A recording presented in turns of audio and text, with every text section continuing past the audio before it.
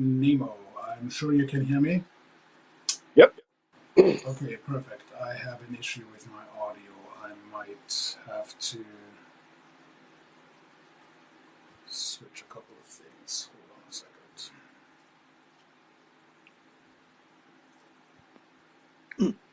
Hello again. Hello? Hi. So that evidently works. Zeitgeist is having issues with his audio, and I'm having issues with my I hair. can So I can hear you.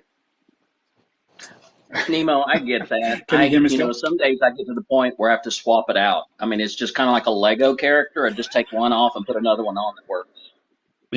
yeah. So you Yeah. come in pieces, is what you're saying. Yeah, Can you exactly. hear me? Yeah. Mhm. Yeah. Yep. Okay, awesome, perfect. This is gonna be awkward because I am not able to hear myself, so that's strange. It does sound a So little gappy in that it sounds like you're farther away from your mic, though. Okay, I think I'm picking it up via um, the Okay. AirPods, which is not usually. Zeitgeist has such a complex setup. I'm such a dumbass when it comes to this type of stuff. I don't know how to do anything.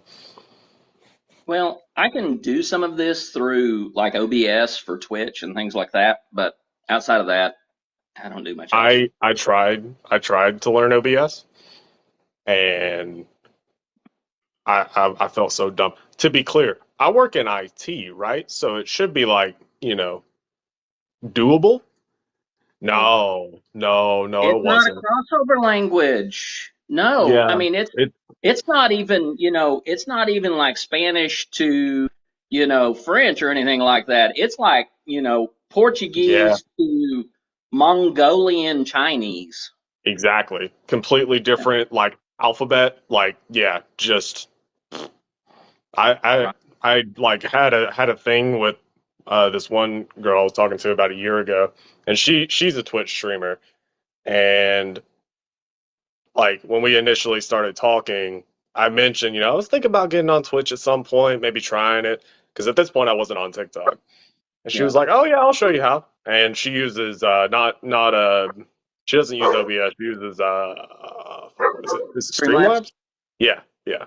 Yeah. And she it was like second nature to her. She was just boop boop boop boop boop, and it looked all professional and stuff. And she was like, "Yeah, you just click these buttons right here. Boom, there it is." I'm like, shit. I'm so dumb. I'm so disconnected with the world. Right. And you get one of those switch decks and it's like you program the button and it's like boom, boom, boom, boom, boom, and you're one button change. Dinah, settle. Don't need your opinion on this. Excuse me for one moment, please. I mean, honestly, after talking to that girl for like, 30 minutes when she was showing me all this stuff, I kind of felt like the dog. Like that's how I felt in terms of like knowledge gap. I was like, yeah, those buttons and stuff, y'all. Yeah, that's exactly how you do it. Uh-huh. Yeah, it makes perfect sense. Yeah, pure OBS just it sends me, Oh well, hell, it God. doesn't take much to send me to drinking, but Yeah. it doesn't take anything to really just piss me off. So Yeah, well, that was the thing, right? It's when I first started talking to her, I had mentioned, I tried with OBS and I couldn't get it done. I rage yeah, quit. Like 20 minutes in, I was like, I can't do this. And she was like, "Oh yeah. No, OBS is really complex. Streamlabs, you gotta pay for it, but it's like way more user friendly." yeah. Um, and I mean, it definitely showed, but like, yeah, I mean, OBS, like honestly, it's kind of like. It's kind of like opening up Photoshop for the first time and just like all the things just Oh, I mean, I've been not using even Photoshop for Photoshop. years. Yeah. GIMP. It's like opening GIMP. You can't even find all the Yes. boxes when you open GIMP. Yes. GIMP Good old GIMP. Yeah. is is GIMP still a thing? Oh hell yeah. Yeah, no, Linux heads are honestly, like I respect Linux people. It's a Yeah, cult. I'm just gonna say it is a cult. Um Linux is tighter than Apple. Yeah, definitely. Like, don't get me wrong. Linux is awesome, right? I don't use it. I'm a Windows dude because like when I'm done working, I don't want to fight with my computer when I come home. Like if I want to do, I don't want to have to like go read 5 things on Stack Exchange just to like change the background or something. So like I just use Windows, and yes, that makes me an old man and like weak or whatever.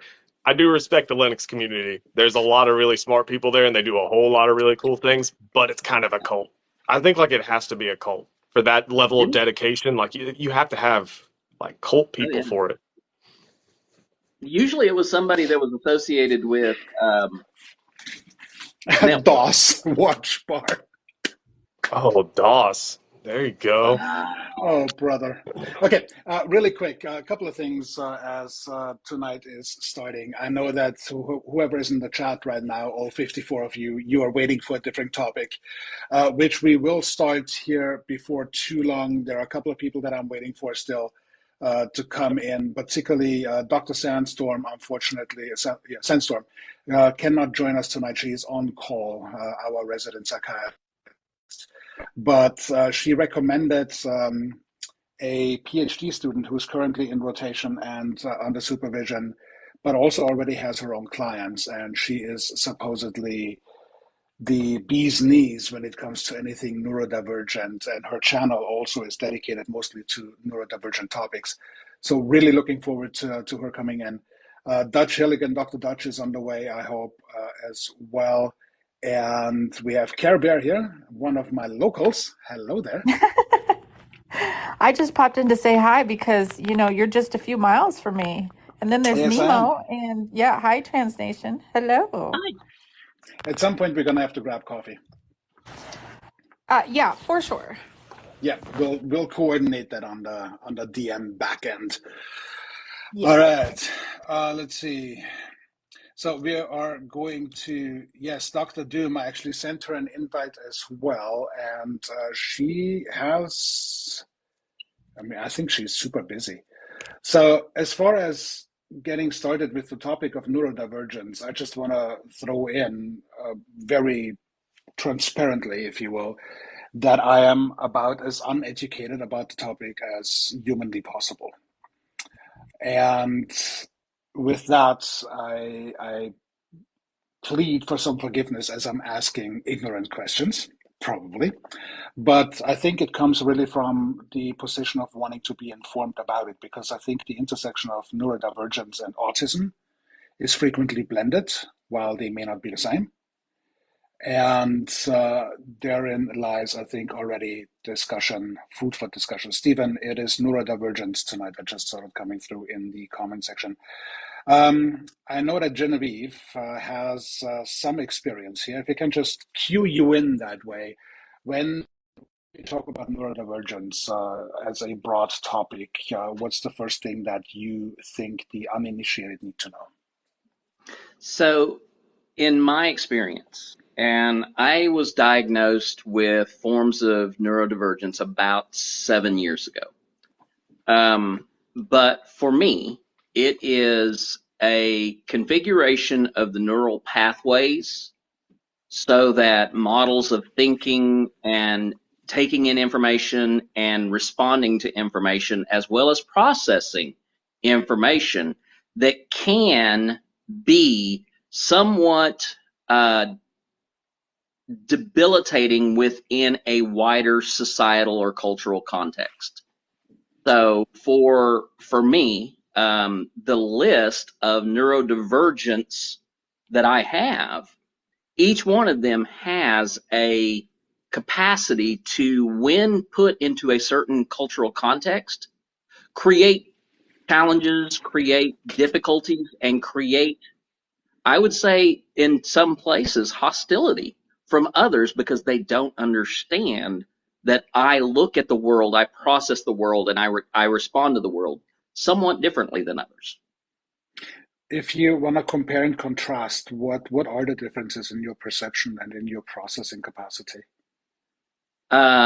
So, first of all, I'm a transgender woman. My sense of gender identification is very much different than cisgender process of gender identification. Because when people look at me and they describe me as a man, immediately my brain goes, that does not compute. And so my brain automatically goes into a dysphoric experience. And the way that I have to counteract that dysphoric experience is to take my life as I understand it, even though it is in contrast to what others perceive of it, and live my life the way that is more acceptable and comfortable for me. That's one of them. Mm-hmm. I'm also, strangely enough, because of my religious trauma, my anxiety is sometimes irrational when I'm exposed to elements of Christianity. And it's beyond what, so being a new person going into a strange place for the first time, there's always anxiety. Being a person who has religious trauma, when I go into something that should be very familiar to me because I spent 40 years of my life within Christianity, my anxiety goes up that I go into a panic attack. So I process that experience in a very narrow way of talking about exposure to Christianity. And I don't process that like a person who has not experienced religious trauma. But you're not necessarily linking neurodivergence with, for instance, a panic attack or anxiety, or is there a correlation for you? There is very much a correlation because you Okay. see, whether we're talking about PTSD, complex PTSD, anxiety, depression, those are all processing differences. Mm-hmm. Because people who have some forms of depression are not like other people who have different forms of depression. Some people have anxiety triggers that look one way, and others will have anxiety triggers that look a different way.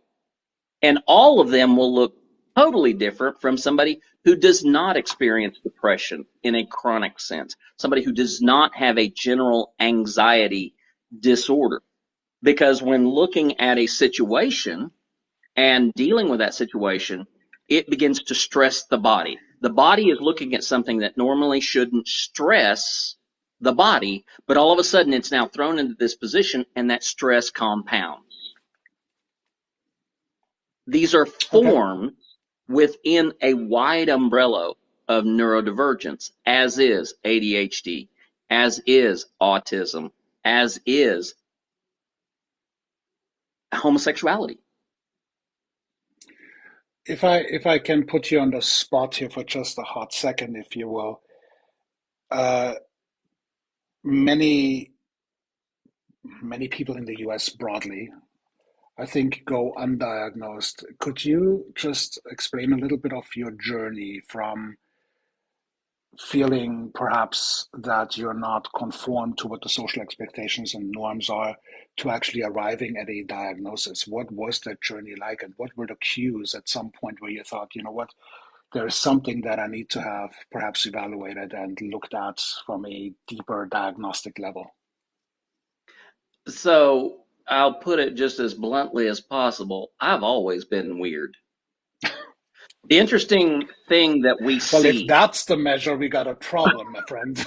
well, specifically, the interesting thing that we see when looking at the expressions of neurodivergence in so many different areas, there is an interesting correlating factor between what someone would call a nerd and people diagnosed with neurodivergent types. So I'm not saying that all neurodivergent people are nerds, and I'm not saying that all nerds are neurodivergent, but there really is a very interesting Venn diagram. And it kind of looks like something you get at IHOP, you know? I mean, it may not be a pure stack, but by golly, there's a lot of overlap that you'd only need one thing of butter to cover. Um, I have always Not been the way different. I would have ever thought about this at all. But I've always been different in the sense that the cultural environment that I was in, I grew up in rural southeastern Oklahoma. I grew up in the typical southeastern Oklahoma, community, that rural community that, farming was normal, athletics was God, going out and partying was the only way that you could socialize, and none of that. I did not fit. I did not click with any of that. And it wasn't until I got out of that experience and moved to the university that finally I began to find other people like me. And all of a sudden it was like, holy hell, I'm not as weird as I thought. There are other people who look at the world like I do. And it blew my mind for the first time. It was like, how can there be people like me? That is so strange to me. And as I danced in between different microcultures and the broader culture that I was in, what I found over and over and over again was that the broader culture that I was in is where I found difficulties. It's where I found conflicts. It's where I found, these barriers to feeling like I could be myself. But I would find these microcultures. And the first time I found a Comic-Con and walked in there, I saw people unlike I'd ever grown up around. I walked into a family reunion. These were people that I connected with. These were people that were like me. And I began to see that, okay, I don't look at the world like everybody else. I can pull what look like tangent ideas and find the connections, and then I can turn that connection and I can communicate it to people so that they can see it for the first time. I can take. Great. I was going to say I I can just take wanted to very. mention real quick for anybody who's in the chat. So if you have any questions, any remarks, if you have experience in the neurodivergent realm, if you will, please just let us know. We do have space on the panel while we're waiting on 2 more participants, and I happily invite you up into the box to talk about your experiences, and particularly if you have any kind of therapeutic or diagnostic experience, it would be great to just hear from you as well, to just tie things together a little bit better. Unicorn Misanthrope, you're coming up in just a second. Sorry I interrupted you, Genevieve. Go ahead. That's fine.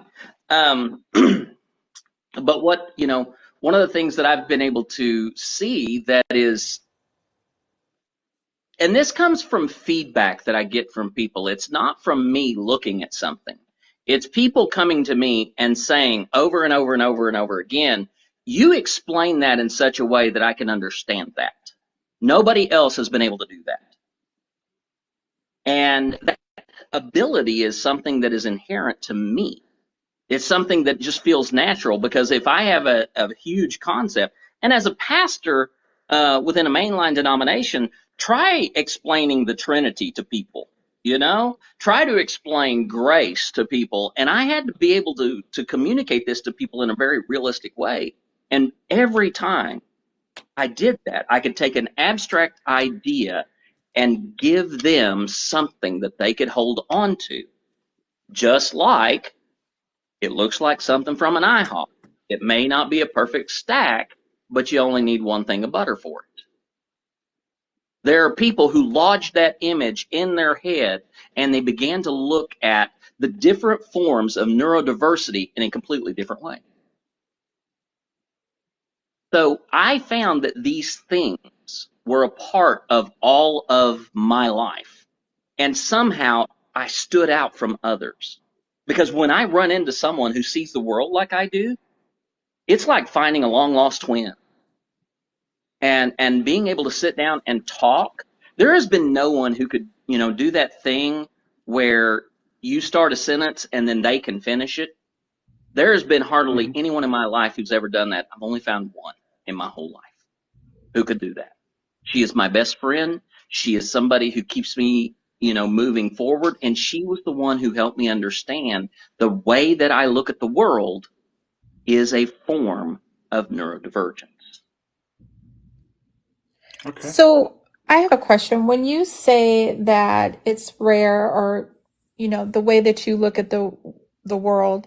Can you give us an example of like how it is that your viewpoint of the world or how you look at the world is different from, what you have noticed others?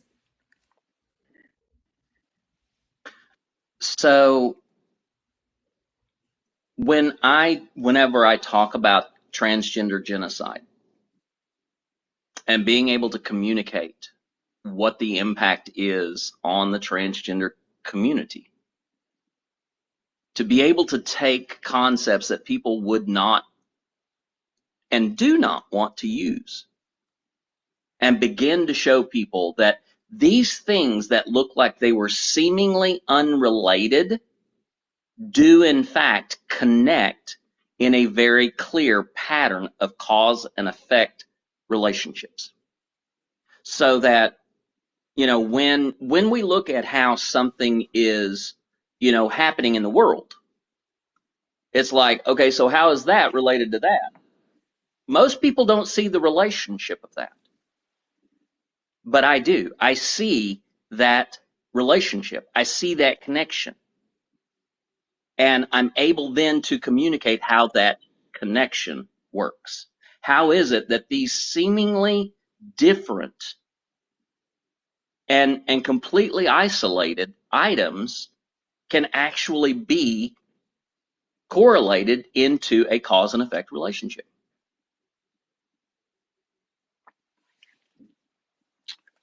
People are using the formal Dr. word, pattern Doom, recognition. it's been forever since I've been trying to get to you, so welcome to the panel. It helps when you unmute yourself. Hello. Hello, how are you? I'm doing well. How are you? Not too bad, not too bad. Topic du jour is neurodivergence or neurospicy, I think, as we're referring to it on TikTok. And of course, you fit right in as far as your expertise and experience and know-how is concerned of everything regarding that. And I'm just allowing myself to ask rather less profound questions, if you will. But we just heard from Genevieve right on top of you, so to speak, about her experience and how it is essentially socially understood and labeled, if you will. But from a perspective of a practitioner, how do you see neurodivergence? So, I am a research psychologist. So I have That my fits right in. dissertation was a neuroimaging study with ADHD kids. So I Oh, have brilliant. a lot of understanding of this, but not through a clinician's lens. It's very much through Mm-hmm. like cognitive neuroscience.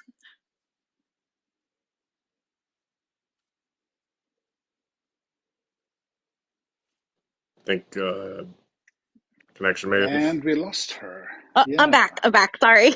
Oh, perfect. So very much more focused on cognitive neuroscience. And so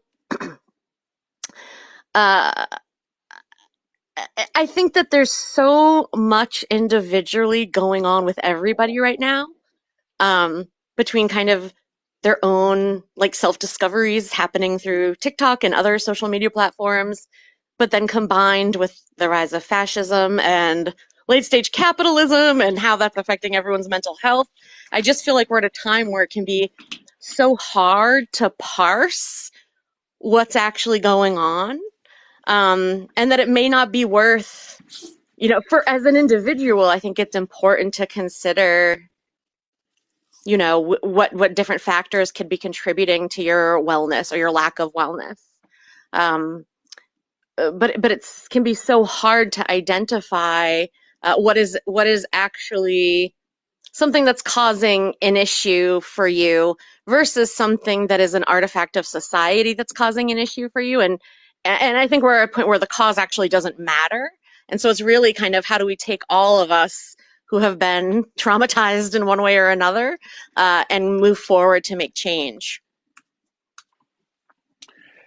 One of the questions that came out of the chat just now, if we are certain that an adult is undiagnosed neurodivergent, should we tell them? How do we tell them? What even qualifies as something where we would look at it from a social norms perspective to say, oh, you might fall into the category of being neurodivergent, which is such a broad category to begin with. How would you expect this to be conveyed? Well, I mean, I think it's important to keep in mind too that there are so many reasons why people might be behaving a certain way in a given situation at work, socially, that may have more to do with kind of situational factors Mhm. or maybe things that are unrelated. So right, how do you tell the difference between someone that you don't know very well, who maybe has trouble making eye contact? Is it social anxiety? Could it be autism? Could it be both? Could it be Right. right? And because there's so much overlap in these things, I feel like it can be really hard to know, or even to even, I feel like you'd have to know the person quite well to speculate. But even in that case, really, from my perspective as a non-clinician, whether or not something is like pathological is really about the extent it interferes with someone's ability to function in the way that they want to or that they are able to when they're at the top of their game, right? And that will look different for different people.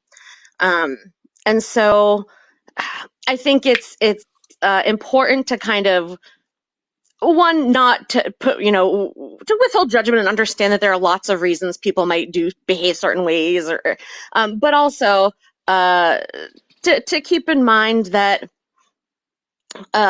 people may just not disclose things, right? And they may not Mhm. want to. And so to kind of balance wanting to help someone with also not wanting to like overstep. For me, it's really about if I see someone that's struggling to do something that they want to do and they can't figure out why they can't do it.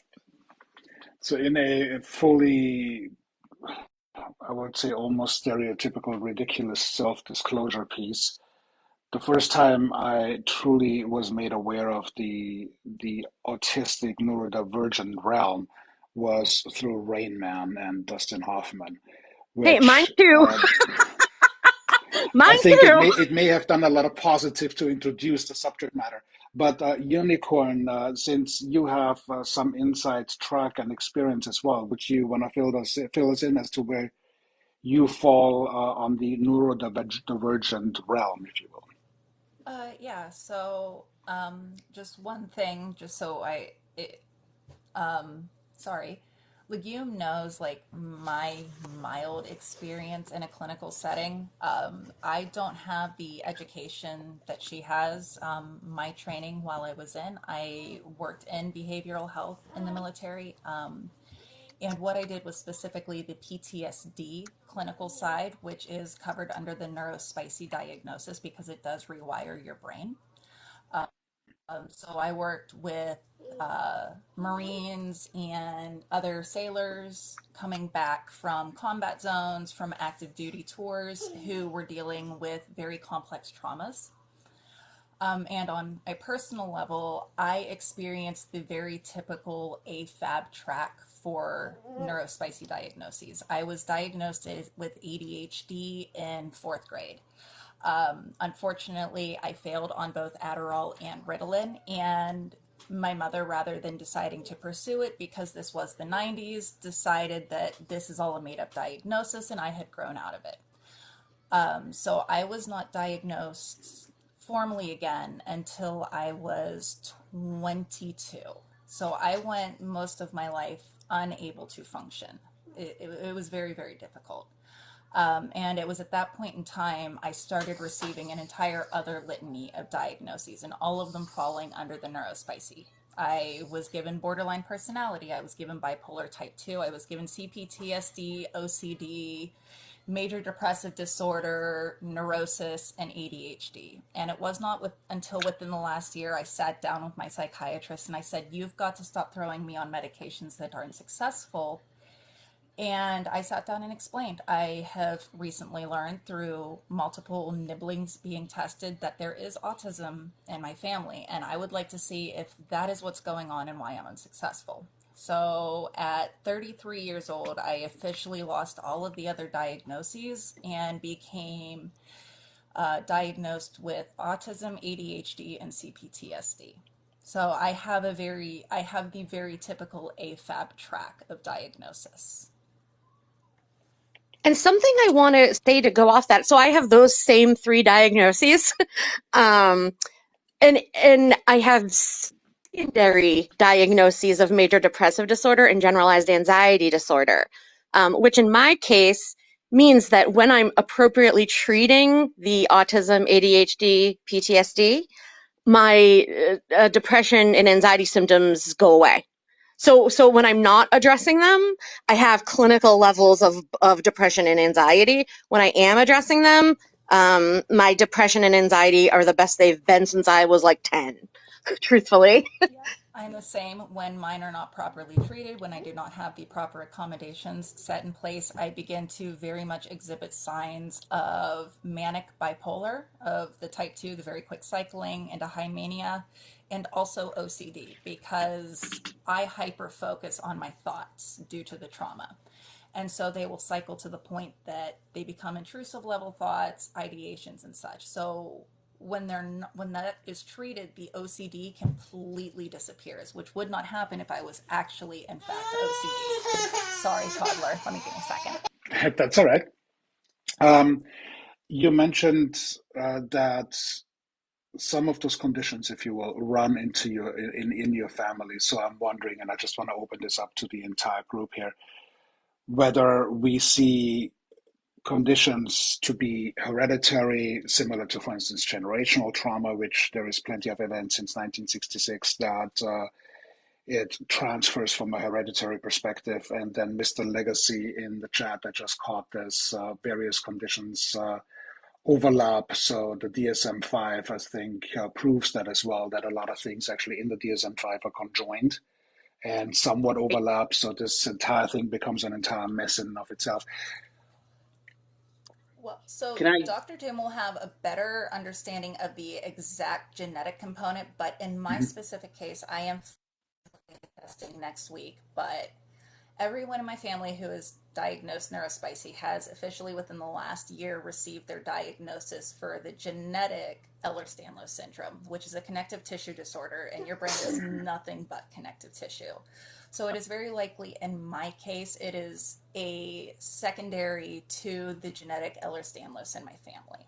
My mom's going in for her testing, I believe, next month, just to confirm that's where it came from. So can I just make one request for language? Because Sure. I've seen it a couple times in the chat, and I feel like there's a possibility we could go that direction because some of the associative words have been already tossed out. There is a lot of language around calling things that are associated with neurodivergence comorbidities. Mhm. When we look at the language of the academic works, it is co-occurrences. So that when we see certain things in similar, context, those are not necessarily comorbidities. They are co-occurrences. They may be related, they may not be related, but they are at least occurring in a similar place. So correct me if I'm wrong, because I always thought that like comorbidity, like morbid, right? I thought that it was like contributing factors to like death, right? Is that No, okay? Okay. it's harmful. And just like we've been Ah, talking about, all 3 of us here on the bottom, we have the same diagnoses. CPTSD, ADHD, and some form of autistic trait. But alongside that, we have general anxiety and chronic depression, major depressive disorder. When everything is being treated in the right way, those things begin to line up differently. So yeah, I just want to chime in. Comorbidity really is just like another word for correlated. It really is just saying these things co-occur, and it's used. I think the morbidity, right, because it comes from medicine, so it like usually in Why can't I think of it? Public health, epidemiology. Right, they're looking at that as their primary outcome.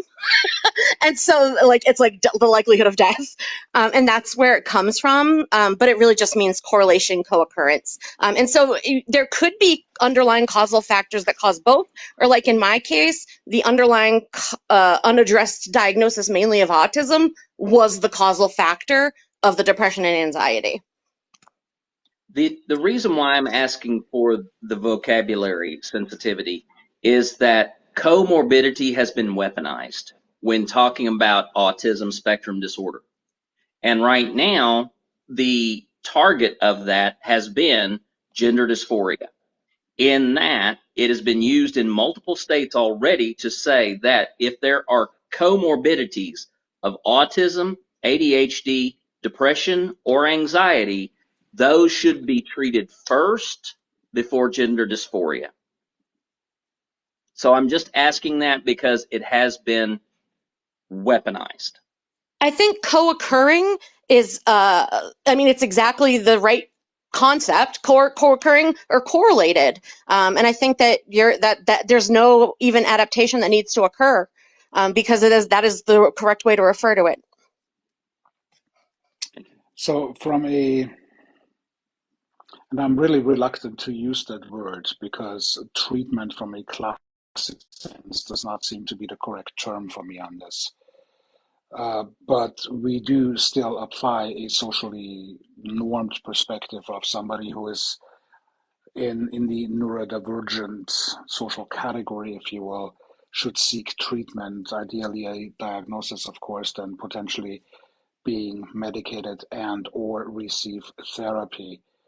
Are we therapeutically engaging to the degree that we want to bring back to the norm, to what is socially expected? Or what are we actually treating as far as our interventions are concerned? Does it even make sense? Wow, you just want to jump right into that big old pool of sharks, don't you? Have you known me to be any different? This is actually something I'm going through right now. There are, through the VA again, so I'm bringing a veteran perspective. We have a couple different ways that is approached. The big one that is the most effective for the neurodivergent community is more of a whole health system, a whole body system, looking at the entire person as compared to just their diagnoses. What if their issues are causing their diagnoses? Because in some cases, people will be falsely diagnosed with depression, for example, when in reality, they're just in a disgusting amount of pain. And you would be depressed too if every single breath you took was painful. And so when we step back and we start looking at the person themselves, do they need treatment or are they in need of accommodations? Is it, as Dr. Doom said earlier, is it a failure of the society around it? And how do we approach that? A lot of people don't want to so much approach those of us who are neurospicy from that whole body perspective. They want to see us as sheerly the diagnosis and how it can be shuffled into the corner and not bothersome, as compared to what are the accommodations that we need, not treatments, the accommodations we need to exist. Seraphim Red joined us, and Seraphim is taking the place at the most just elaborate recommendations and fanfare and applause of Dr. Sandstorm. So it is truly a pleasure to have you here. Thanks for joining us. Thanks for taking the time. And Sebastian as well, thank you for joining us up here. And just want to loop you in real Absolutely. quick, Seraphim. We did talk about the experience so far, as well as the journey of actually being diagnosed, finding out what type of neurodivergent perspective and diagnosis applies to some of our board members and panel members here. But you are working right in that pocket. You are a therapist. You're in the final round of your PhD. You have essentially supervised work, which I think it's 4,000 hours for you, so not exactly short run. This is quite some elaborate work. What is your perspective, just overarching, on this entire topic of neurodivergent? Wow, you hit me with a big one right out the gate. Oh, that's actually the small one. The big one I just asked. You just missed the question. Okay. Um, I think that there's a lot to the discussion. There's a lot to the culture, the community, and the dialogues that are currently happening right now. Um, Speaking as someone who's worked with this population and is also a part of this population, I have ADHD, DID. Uh, there's a few things in there. But there's been a lot of push in like the historical practice of let's make you look as normal as possible. Let's get you acclimated to basically being digestible for everybody else to the point where it's actually harmful for the person. And in so doing, it has caused a lot of rifts between the mental health community and the neurodivergent community. It has undercut a lot of therapy techniques that may have been applicable if they had been used appropriately, but were used in an abusive way as a way to get people to just look more normal and more the part. And really, it creates an environment that is more handicapping for the community than being neurodivergent is. Speaking on my own journey, I barely graduated out of high school because I didn't have my diagnosis. I didn't have those accommodations available. So when I went to go get my bachelor's and my master's, I made my accommodations. I didn't even realize they were an option in higher education because no one had informed me. So I went to an online university. I got a treadmill desk. I did everything that I needed to, and I graduated with a 4.0 with my master's. And that's because I advocated for myself and I did what I needed to do to be successful. So there's this big narrative that people who are neurodivergent aren't capable when really they are just as capable in many cases as most people. And if they're not, it's because they are going through struggles, they are going through difficulty, and they need help in their environment. They need help from the people and support from the people around them. And very often we're not having those conversations. How can you make neurotypical people feel comfortable? And the number of people, sadly, that I see right now that I'm helping to teach how to unmask because they have major depression because they're constantly trying to be something for someone else that is fundamentally opposed to how their neurology works.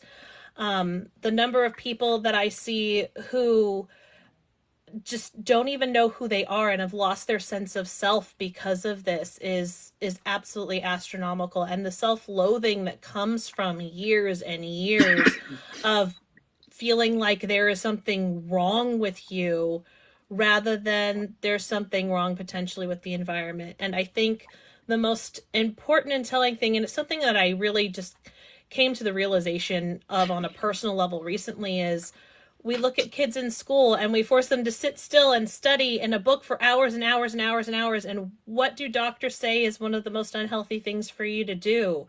Hours and hours and hours on end is to sit still and not move and not get exercise. Some of the best things for your body are play. We see that in Finnish schools where their kids are allowed to go out and play and learn from their environment. So is it really a bad thing that we're unable to adapt to a toxic maladaptive system in the first place? So does it make sense to moderate for normal, which is interesting because that was exactly my question that I just asked before you came in. But before we get there, there were two things that I caught. One of which was Dr. Doom in the chat, essentially saying that research is light years ahead of actual practice, whereas it takes forever for new findings to be embedded in a functional manner within the practitioner's circle. How far ahead are we in research, Dr. Doom? I mean, it varies. It varies wildly. So I work mainly in internal medicine. Um, and even within internal medicine, there's so much variability because it has a lot to do with like different types of technology that are available for which specialty and things like that. So just by virtue of the nature of the field, there may be more technological advances if there's more funding for it, various things. But in terms of practice, it's just that it takes a while, right? Because so I publish a lot in medical education, right?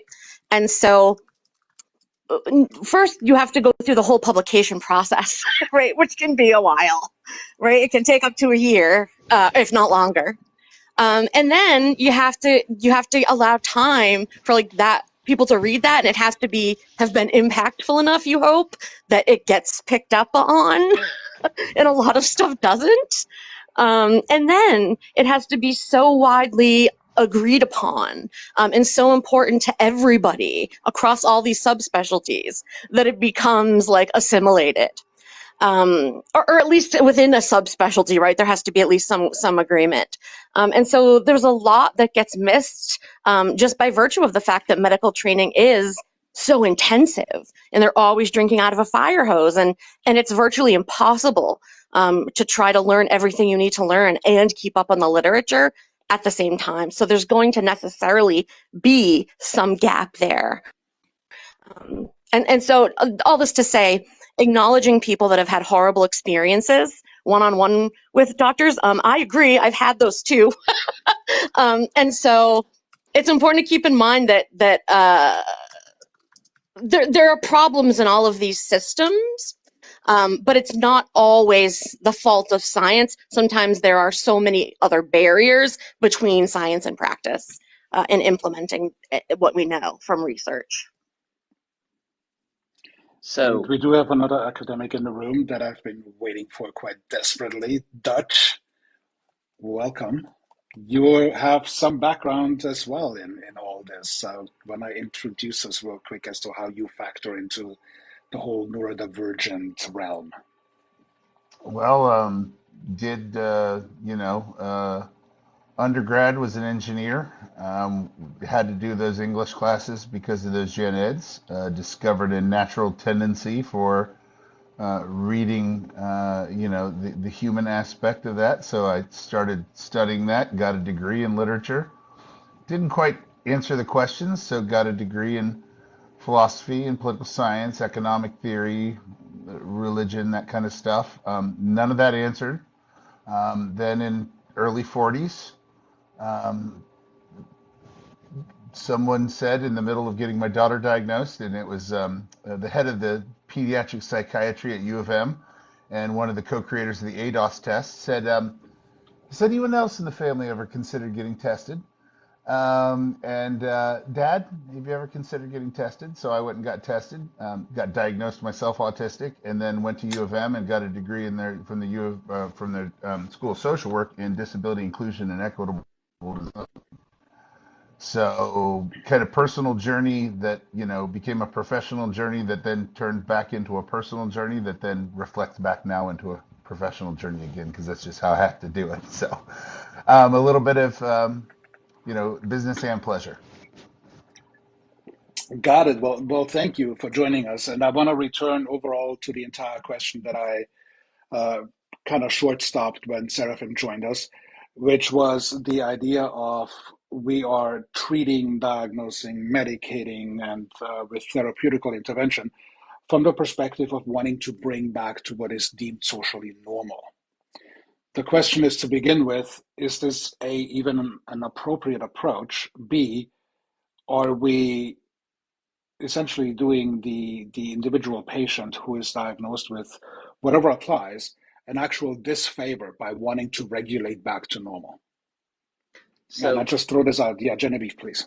I want to tag back on what Dr. Doom was talking about in terms of research and Mhm. practice, because in my area of specialization, in my area of focus, which is on transgender experience, the experience of transgender people was only depathologized at the very end of the 1990s, the very beginning of the 2000s. It was considered a pathological condition or a disorder up until that point. It's only been since the early 2000s that the experience of transgender people has shifted to a dysphoric experience. Now, since the early 2000s, the amount of research that has been done to examine how dysphoria plays into the transgender experience, that research is almost zero. We are just now beginning to see some of the results of that coming out. For example, Oh somebody in the yeah. chat asked this question: what is the sort of correlation between gender dysphoria and neurodivergence? The only real good paper that we have on that came out in 2015. Right. Yeah, 2015, that talked about the co-occurrence of gender dysphoria and autism spectrum disorder. And what it says is that among transgender identified people, there is a higher co-occurrence of autism spectrum disorder compared to cisgender people. So Mm-hmm. when those numbers are compared, there seems to be a higher connection, we don't know what kind, but a higher connection between autistic and gender dysphoric experiences. Mm-hmm. Now, I Yeah. have a question. So is it possible that there might be an overrepresentation in that population, specifically because there are there are concurrent things that are presenting far more obviously. So, what I mean by that is obviously gender dysphoria is going to be far more have far more dramatic of an effect on somebody than autism, depending on the degree of the autism, right? And so, is it possible that what's happening is that there's an overrepresentation there, and because the gender dysphoria is already being paid attention to, other mental conditions are also being paid attention to. So, like, okay, so you have gender dysphoria, so you're going to be you're going to be in touch with psychologists, psychiatrists who are also going to be paying attention to symptoms of autism and any other mental condition for that matter. Do you think that might also be why we're seeing, or why basically every condition like depression or anxiety might also be higher in those populations? It's not because it necessarily is, but that it's being paid attention to more. Does that make sense? Yeah, So so basically in what you're terms, saying is that it's only being detected. For example, if you aren't showing some other sign, then you perhaps may be less likely to get like a psych evaluation. Is that what you're saying? So if you're Yeah, less yeah, likely to get exactly. one overall, then I see. Okay, I see what you're saying. So is it like Yeah. just so a sampling problem, basically? Right, right. And so just as a quick example, like me, I don't know if I'm on the spectrum. I certainly have some very weird behaviors when it comes to social situations. Like in real life social situations, I'm really awkward in certain scenarios. That could just be me being awkward. But it's never been to a degree where I've been like, I need to go reach out to a professional and talk about this. It's not been debilitating. I'll put it that way. So I've never talked to a mental professional about it. But if I had gender dysphoria, I would already be in the room, right? And so that would probably come up as part of the I guess the treatment. If that makes sense. so all I can offer is my experience, which is this. My depression goes back to the mid 2000s. I can remember the onset of my depression. My anxiety came along co-occurring with my PTSD onset. And so my PTSD and my anxiety were forming in a very public and experiential way at the same time. I was diagnosed as gender dysphoric 4 years after PTSD had set in. So I was already looking at all of these other conditions that were impacting how I functioned in the world before I was ever designated as experiencing gender dysphoria. Now, can I look back over my entire life and see that dysphoria present? Absolutely. I just didn't know what it was. Much like I didn't know what my PTSD was. Just like I didn't know what my panic attacks were. And then after I was diagnosed with gender dysphoria, 2 years later is when I got my first official diagnosis of ADHD. If I could, I Jonathan. just kind of want to add the inverse Oh, to sure. Genevieve. I am autistic and gender fluid. For me, I never experienced dysphoria. I experienced confusion. I could not understand gender categories. I could not understand why, if my hair were shorter, I would be perceived as a boy, or if I was not buxom enough. And for me, that took a lot to realize that that was something outside of, what is fact as compared to being a construct. And so, yeah, just the autism and gender dysphoria is not necessarily the thing, because in my case, it wasn't dysphoria. It was just utter confusion about gender. Well, that highlights this really key concept in developmental psychology. Well, too, really, of equifinality and multifinality. And that's just the idea, right? When you have multifinality, you have people that start off with similar circumstances, characteristics, whatever, and they can lead very different paths that lead to very different outcomes. Then you also have the inverse of that, which is equifinality, which is where people end up in the same place, but they get there through very different paths, right? And I think that there's a lot of that going on too, where we're all realizing we're experiencing a lot of the similar things, but we all got here maybe through different places, and we all have different subsets of paths that we followed. Well, I I just want to more or speak to less the wanted to concept highlight. that Sorry, I just kind of wanted to highlight that real quick because, in my personal opinion, I think there is always too much emphasis that to exist within the trans community, you have to experience gender dysphoria. And that is not true. I am a Mm. member of the trans community who never experienced it and still does not. So I just kind of want to highlight that even in that, our struggles are not the same. That would make sense since it's on a range, on a spectrum, I suppose. Seraphim. So I wanted to kind of take it back a second to what Nemo had said about, like, let's say that I'm not sure of your pronouns. I apologize. He, him. Okay, I'm so not let's that's say system. Yeah. so let's say that he had some autistic like characteristics and then ended up going in for transgender dysphoria and to get that type of care, and then someone noticed, hey, there are these other characteristics too.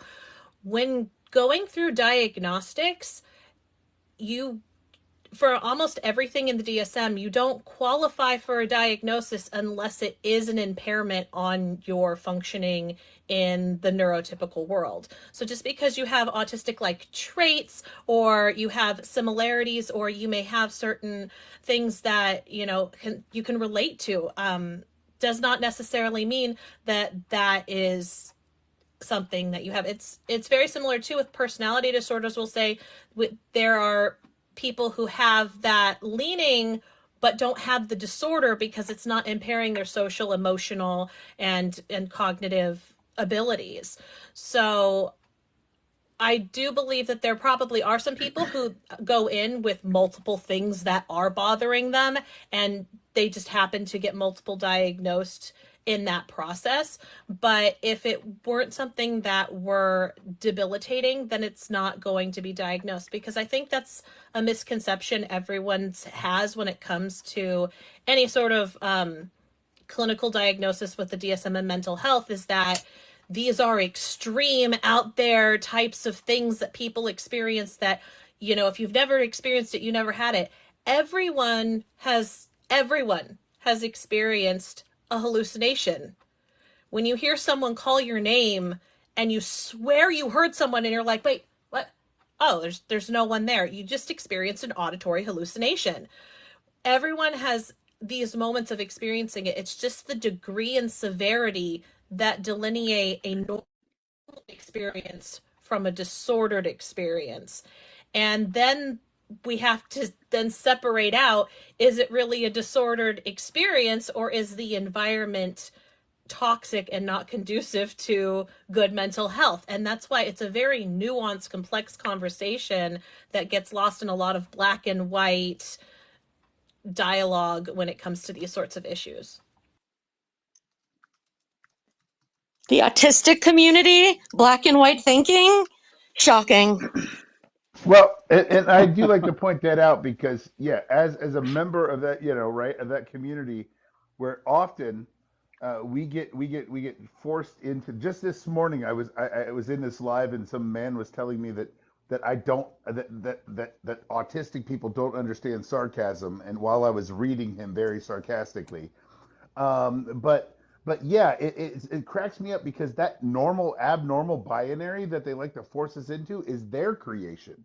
And we know it doesn't work, which is why we look around and go, wait a minute, which is why, older people like me are literally, I was in a cardiology doctor, and I was telling them all of the symptoms, and the old cardiologist was like, whatever, I'll see you here in 6 months. And the intern walked back in. My wife and I just drove by it tonight when we went on date night, and I said, that fucking intern saved my life, because he turned around, he walked back in, and he said, you don't need to be here. Wow. He said the fact that you went from those numbers to the numbers that you were without any interventions on our part means that you don't need to be here. There's nothing cardiologically wrong with you. Yeah. And I said, well, I was thinking about autism. He's like, you need to seek that out. And then he just walked out of the room. And he was probably doing something that could get him in trouble. Mm-hmm. But I mean, again, because of this idea of these binaries, and again, going back to that idea of the cure, this idea of it being an end game, and all of this stuff, it goes back to the freaking dichotomy that they establish, that they created, that wasn't, sorry. And this goes back to your question that you asked earlier, Zeitgeist, and which path should be the quote unquote therapeutic path that we take with people who experience neurodivergence in some of its forms. My firm belief, being a transgender person is a form of a neurodivergent experience, because in the world, I don't fit the normal. And so far, there are only two criteria for therapeutics, and that is let them alone, let them be who they are, let them experience their life, let them transition to the degree that makes them comfortable, or get them back into the gender roles that we have established and we have kept in place ever since white people took over Christianity in Europe. I find it very interesting, this concept that people are broken. So my ex-husband is on the spectrum. I just have ADHD. My child's on the spectrum, but I'm not, although I work with that population. But he was in the military.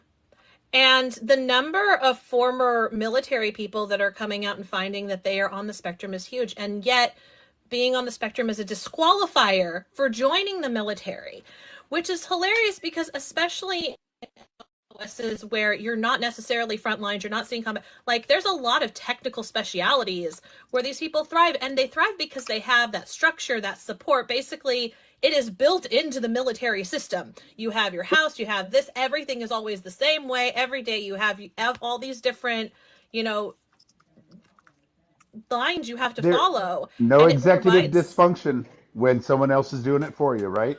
Yeah, so Yep. you But you I see mean, these people thrive. but So let's look I at am the that people, overall actually. job of the military. You have to get people to the point that if they are placed in a situation, they have to be able to take the life of another human being. You have to reduce that level of being able to see another human being to the point that they can defend the action they need to defend. Okay, as a veteran, I'm going to stand and say I actually have to disagree with you on that. Okay. They're not in the military. Okay, So the first thing you do when you go to MEPS is you take a fun little test, the ASVAB, and it sorts you into what you're good at, what you have focused Hmm. on throughout your life. And that is the first of the splitting the neurodivergence into groups. Hmm. You will almost always find the same groups of people within the same rates or MLSs. You will almost always find the comic nerds in the same place, the gaming nerds in the same place, the music nerds in the same place. Right. And there are MOSs which require you to have a lower empathy drive, but there are further tests that you have to go through for that. Right. And you have to go through mental health screenings quite regularly. In point of fact, if you are diagnosed as neurodivergent, you can actually lose some of your clearances. So, for example, my ex Mhm. was diagnosed with ADHD, and he was a submariner, which means he needed to maintain a top secret security clearance. Because of the medication required to treat it, he immediately lost his top secret security clearance. Right. So it is not about so much the reduced empathy that is found within neurodivergence, so much as deciding whether or not your specific neurodivergence is going to allow you to be in the location. Right. And I didn't clarify, I didn't clearly state that, Unicorn, and I apologize. I wasn't No, trying to sorry. imply that the entirety of the military was that, but there is an expectation of that within the military to some degree. So thank you for correcting me.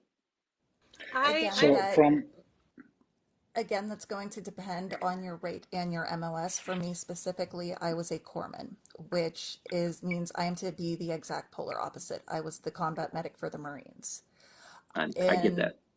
so we're not even allowed to carry anything besides a 9mm per the Geneva Convention, because even in a life or death situation, we're pretty much expected to not even defend ourselves unless we absolutely have to. So even Yep. in those cases, you're expected to have even a higher empathy drive than normal. hmm, Seraphim, I just brutally jumped over you. Please. speaking of neurodivergence, it was in and back out again. Um, um, sorry. It's all right. I do have a couple of broader questions loaded in case you want to pass. I'm more than happy to do that. Actually, I just Just want to remembered know. what I Oh, wanted to talk about. go ahead. Um, Go ahead. this is what happens when you've got a big group. Indeed, So, that's why I'm trying to somehow manage this still. But please go ahead. so when it comes to things like talking about a cure, that too, I think, is a very nuanced and complicated conversation to have, particularly when you expand neurodivergence out to the wider scope. I know a lot of people consider pretty much anything in the DSM neurodivergence, including things like bipolar and schizophrenia. And bipolar disorder are one of the big killers in the field, that and certain eating disorders. And unfortunately, you know, I there are some people out there I've seen advocating like, well, no, you're just neurodivergent, you need to come off your meds, and that's incredibly dangerous.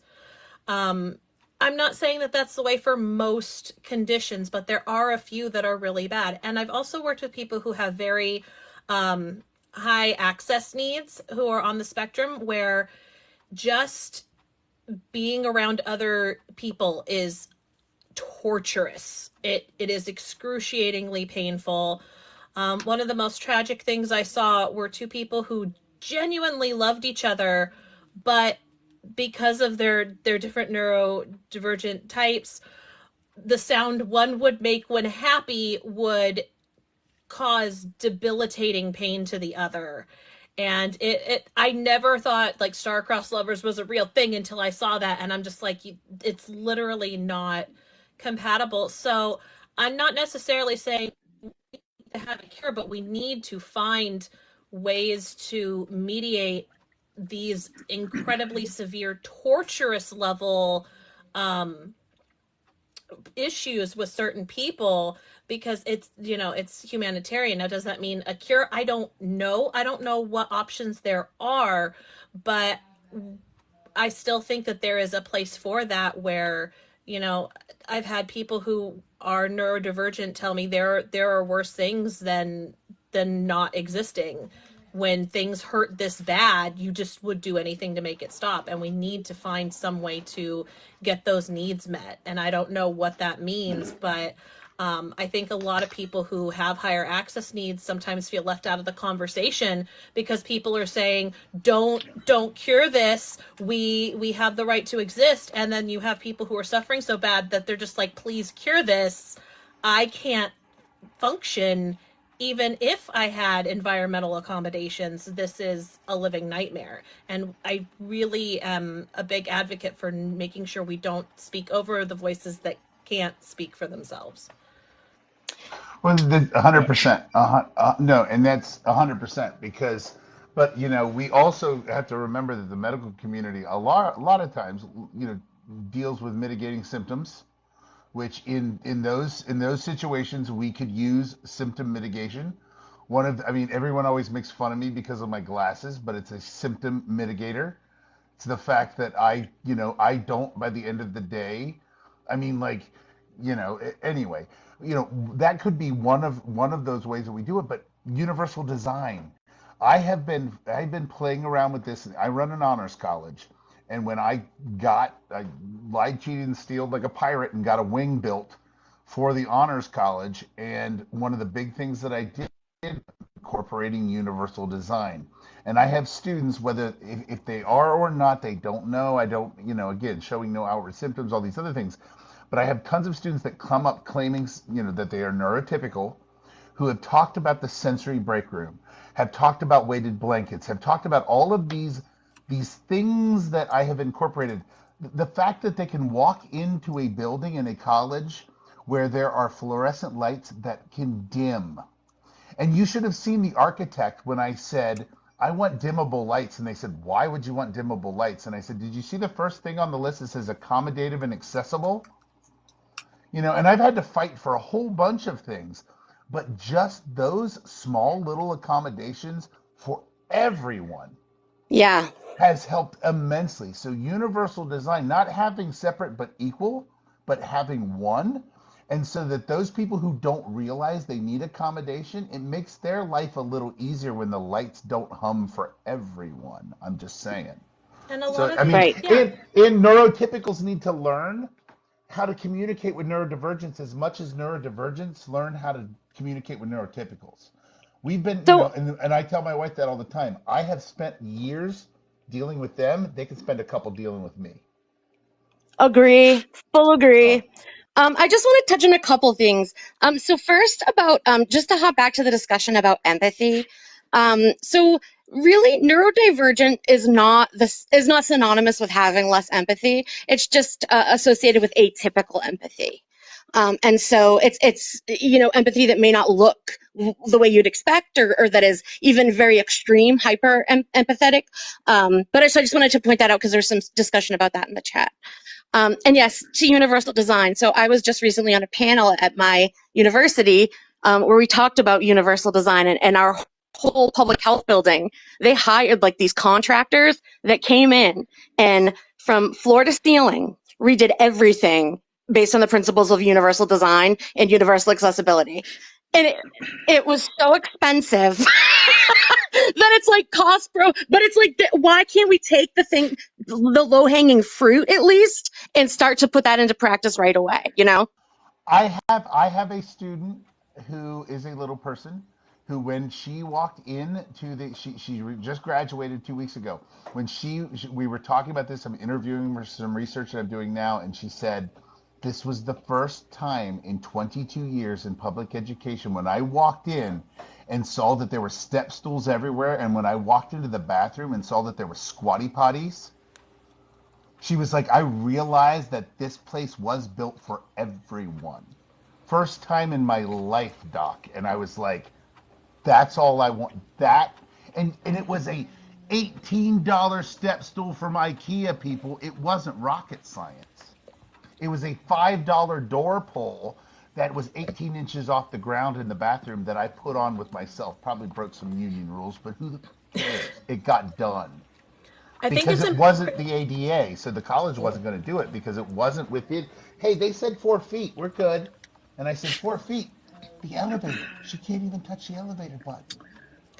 I think it's important to note that a lot of things that are accommodating for anyone who has any sort of disability at all often is beneficial to neurotypical people or will be beneficial at some point in time.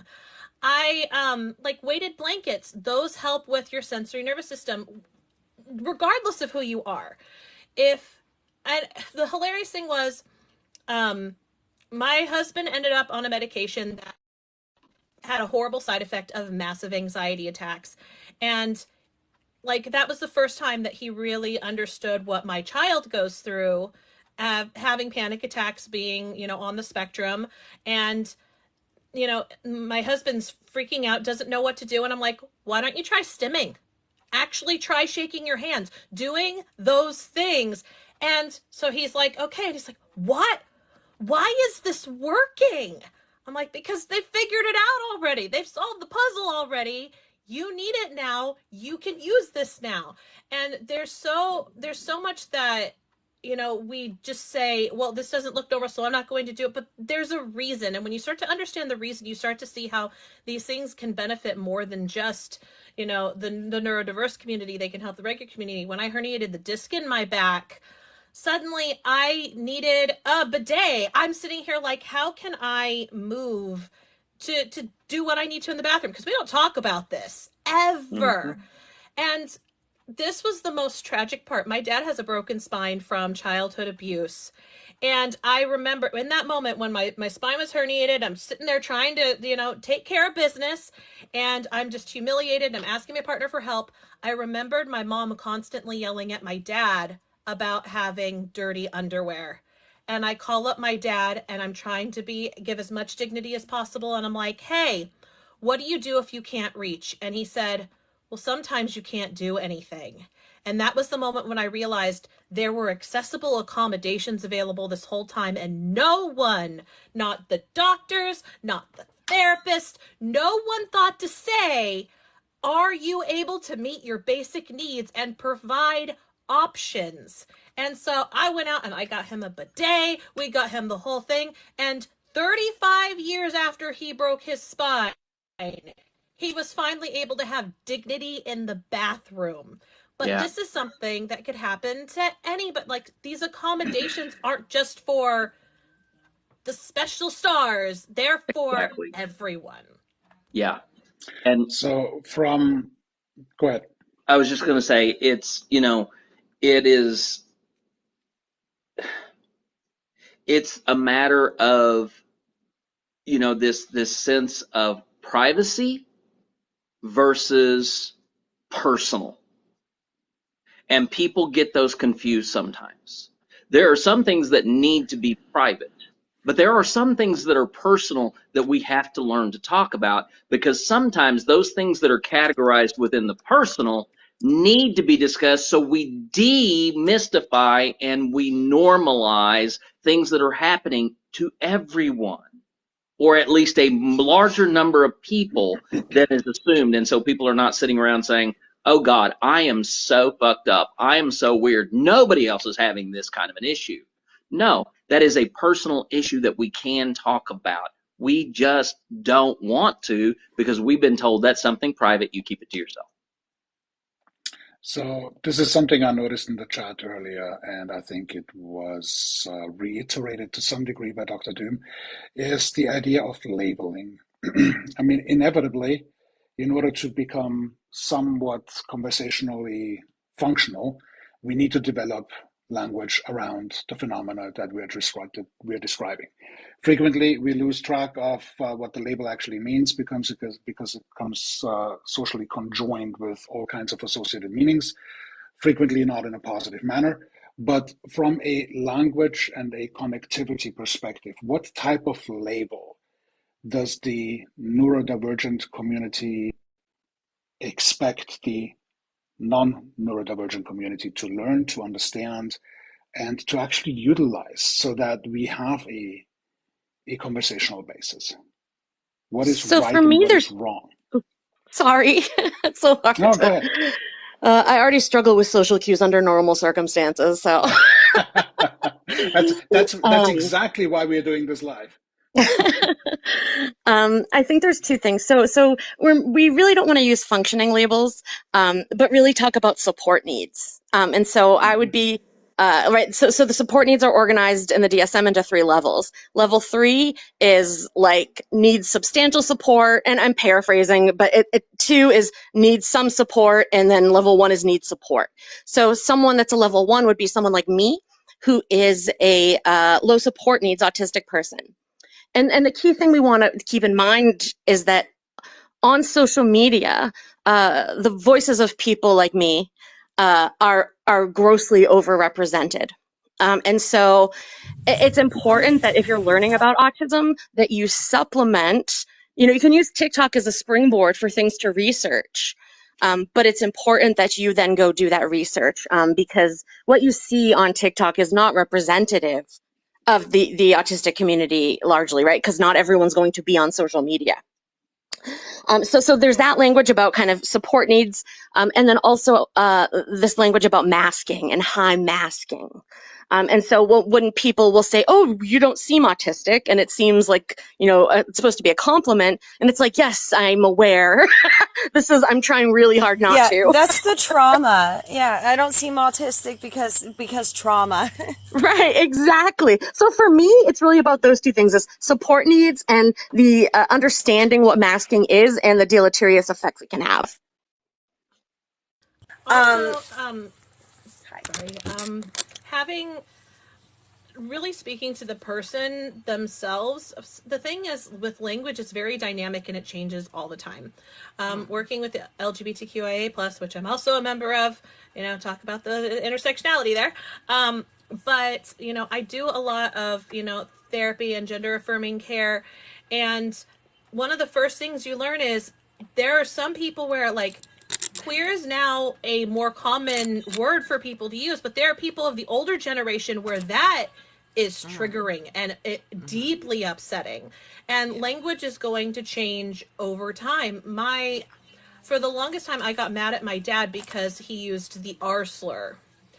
And I finally sat down and had a conversation with him. And he's like, I don't know why you're getting so mad about this. That's what my brother was diagnosed with, because it used to be a diagnosis.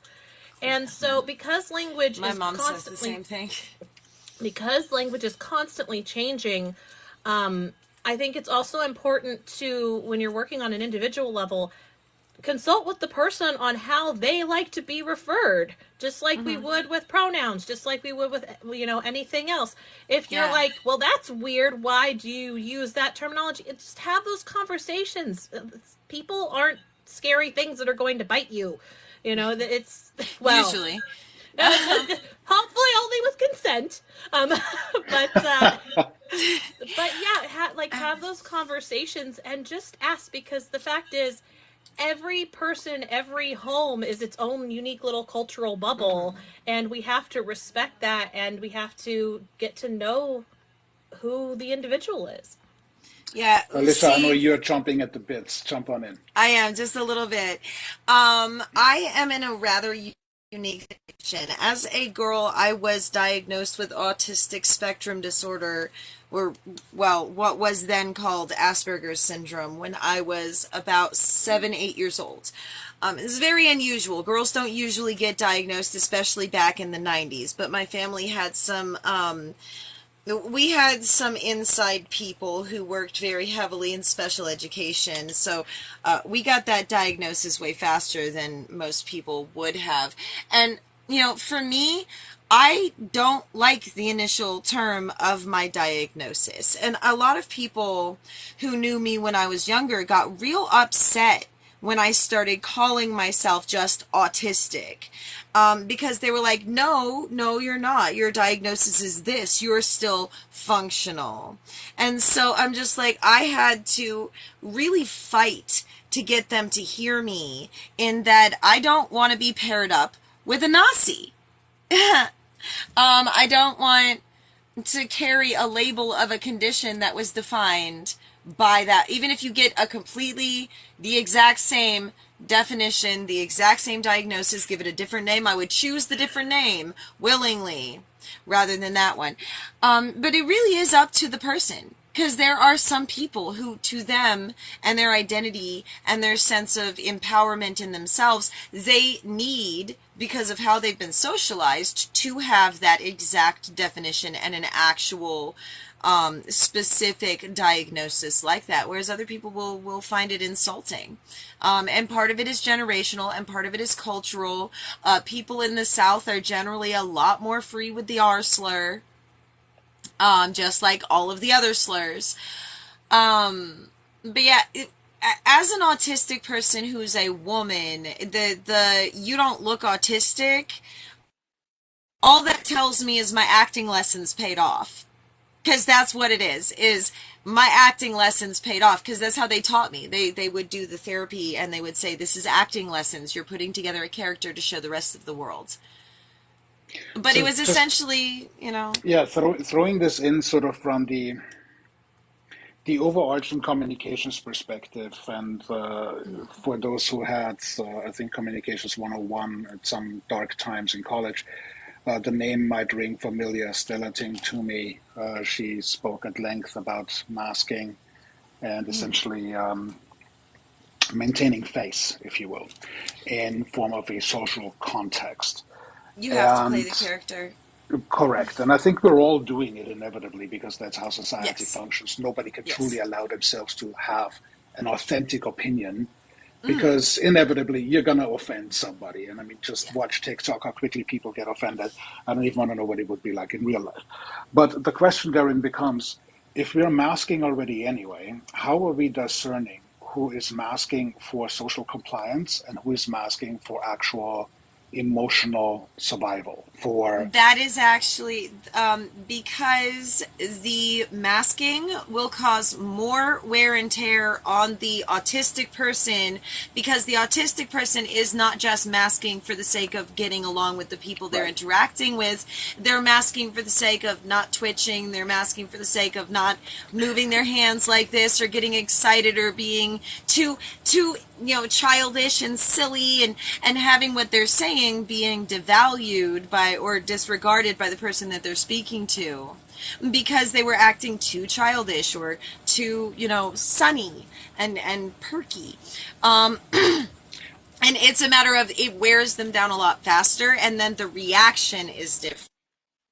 Because with Yeah. people who are neurotypical, they just get tired.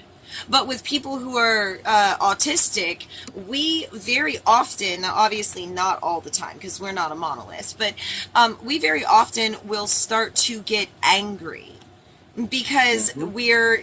we can't deal with masking and performing this performance for everybody else, ignoring our feeling, and then all of those feelings that had been suppressed just pop. And all of it Yep. comes out at once, and it seems completely unreasonable, and you completely lose your mind, and we feel it, and we see what we're doing as we're doing it. We can't stop because it's just a physiological response. It has nothing to do with the wanting in our brains. I just want to throw in there the observation: to maintain a panel and conversational balance with a room full of neurodivergent people is a new experience, about as much fun as I'm legally allowed to have. But I just want to essentially reiterate the question, not just so much as far as your perspective as a neurodivergent person is concerned, as far as your experience is concerned, but how are we supposed to tell the difference and then react appropriately within the context of social norming, within the context of conversation? Sarah? So, one of my gifts I've noticed in the process of becoming a mental health worker is I'm really good at explaining to neurotypical people a way of looking at it that helps them understand the neurospicy people. So, I want to give a really good example of this because I think it's one that so many of us can relate to. There's masking every day when you go to work. You see people. You're crabby. Maybe you didn't get a good night's sleep, but people say, "How are you?" And that's a trap question for anyone on the spectrum. But you say, "Oh yeah, I'm fine. Everything's good." That's your typical everyday. Like, I'm putting on a good face because I'm putting on a good face. Masking in a larger, heavier, emotionally taxing context. Imagine the Thanksgiving dinner with the racist family member, and you have to keep the peace. You have to hold your mouth, because if you don't, everyone is going to explode at you. And no one, and everyone, the family who's kind of in the middle and on the fence is like, well, why would you sit here and ruin this day? We only have one day a year. I don't understand why this has to be that big a deal. But meanwhile, you are curbing your ethics. You are curbing everything that is near and dear to your heart. And you're sitting there having to put on the performance. And when you hear someone say, I the literally R wrote a slur, poem about that. I love it. Or you I hear did. something like racist, you have to sit there and you're trying to clamp it down, and eventually someone says something that is too far and you explode, and you shouldn't. You should have kept it in. You're going to hear about it for the next year from your family in the tiniest back of your brain, but you can't stop yourself. You have to blow up because it's just too much to handle. That is what the larger mask is, the heavier mask that a lot of people on the spectrum have to wear every day. That I have to hide it down, I have to keep quiet, I can't open my mouth, people are going to view this as wrong, and constantly having to balance all of that, while then also doing a job. Exactly. I was told from a young age, because of my frankness, that I had to get one of two jobs. I either needed to be an appointed federal judge, or I needed to be a tenured college professor. And when I looked at the job schedules of both of those, I was the professor. Yeah. Because I You was chose told, I wisely, my was friend. told right? Except tenure Because I these didn't days like is itchy clothes. I didn't like itchy I clothes was told, either. honey, They said I could wear whatever I wanted. So honey, you're pretty. If you could just learn to shut the fuck up, you'd be made. I wasn't given any option. There was marry for money. That is your option, is marry for money. You're hot, just learn to shut up and you'll be fine. Welcome There's to the patriarchy. Under his so eye. there's the my experience in the settings that I was in, being the You got the same shit, non-racist Nikki? at the table. Being the non-racist at the table, sitting there, keeping my mouth shut because I know I'm supposed to do that so I can get through the meal and everybody else can get through the meal. But then around the third course, you're looking at everybody in the table and saying, "What the fuck is wrong with you people?" And it's like, why are we this? Why are we this stupid? Why can't we fix this problem You right start sitting now? there flicking peas at your creepy uncle, just like, and they're like, "What are you Exactly. doing?" I'm like, "It makes you make a funny face." Like, well, latest it now I know that this YouTube upload is going to be set for 18 and older, not for kids. So there's that. But I that's want to good. go. I want to go back real quick to sort of the indicators early on, in a sense of feeling that you are not quite fitting in. But between the idea of not quite fitting in and actually thinking, wait a minute, perhaps I should get this essentially addressed for me from a diagnostic level, there is still quite a gap. And Yeah, when do we yeah. jump over the gap, and when do we actually engage from Well, the diagnostic We level? need And to normalize education in this area, because most people don't know that there's anything wrong, because the only thing they have to base it off of is their own experience. So and I did not. family culture, a lot of the things that I was diagnosed with exists in my family because all of my family is neurodivergent and were never And that's diagnosed, normal. as they thought that would get them labeled with the R slur. And so, like, the talking and the talking with our hands and the being very loud and very expressive, we all thought it was just a Sicilian thing. Nah, we're just all spicy brained, and like, we don't know. So it's a matter of, like, we should just go ahead and do do the tests, but when like when you don't fit in, and it's because something is missing, because it's like a bird running into glass. You literally don't see it. You'll run into it over and over and over and over again, and you will never see what the actual problem and barrier is until it's actually diagnosed, and you start getting those accommodations and explanations for it. The funny thing is, I can use a non-neurospicy example for this one.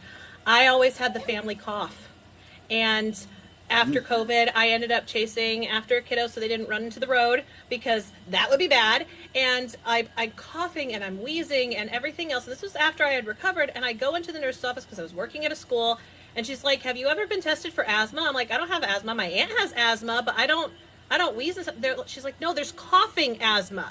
Mm-hmm. And I'm like, wait. I just thought this was the family cough. Like, this was just the normal thing. I recently found out that I probably have Ehlers-Danlos. I'm getting in the process of testing. And someone had pointed out to me, I was sitting there like this, listening to someone. And they're like, "Wait a minute, do this with your pinky." They're like, "Are you hyper?" I'm like, "Am I hyper? What? And what's going on?" And I'm like, "What? You can't do that." Literally, I had people like, "Can you bend your fingers backward like this? Can you do this?" I thought everyone could do that. I thought so too. People were like, "No, what? Oh, that's creepy." And I'm like, "Oh," because I had no frame of reference, because it's such an everyday thing. We don't talk about. I had a friend of mine who was so double jointed in their elbows they could do the volleyball, like but their arms would still be together even with their hands clasped. And when you put them out, your elbows don't touch normally once you get them out to volleyball level. Like, it was so weird to see, because I used to play that in high school. But yeah, no, the family culture will hide it, because they will normalize all these different things. The migraines, the overstimulation, it just got too loud, I need 5 minutes of quiet and fresh air. No, she's just like that, she's just my Grammy. No, she just says what she thinks. There's no way you can shut her up. We've tried. Like, you get the old lady Sicilian from the Golden Girls, the mom. It's like we say literally everything that comes through our brain, and so but it just becomes normalized. And it wasn't one of the reasons why my family didn't like me so much, the youngins, was because their diagnosis of me caused every one of them to start being looked at, just in case, because then it was just like, oh, that's what that is then. And it, like, all of a sudden it became like a panic, and they were hunting for autistic children. And it's just like, you've got to get the education and the information out there. And that's so hard when people have only just started actually listening to autistic voices. I can't even tell you how many times I have had mothers of nonverbal autistic people look at me and say, "You're not autistic because you can talk." Meanwhile, I'm walking over and having a full-on conversation with their nonverbal autistic child and never once triggering them. Because I can see it. I know what that's like. It may not make me nonverbal. It may make me the opposite, way too verbal. But it's still there. Yeah. And I don't know what it is, but we find our own. Mm-hmm. We find our own. We can feel it. We congregate. Oh, yeah. If I see a neurodivergent person in public, I will know them immediately. Yes. Because it takes me about 2 sentences, and it's like, "Oh, you're my people. Yay!" Yeah.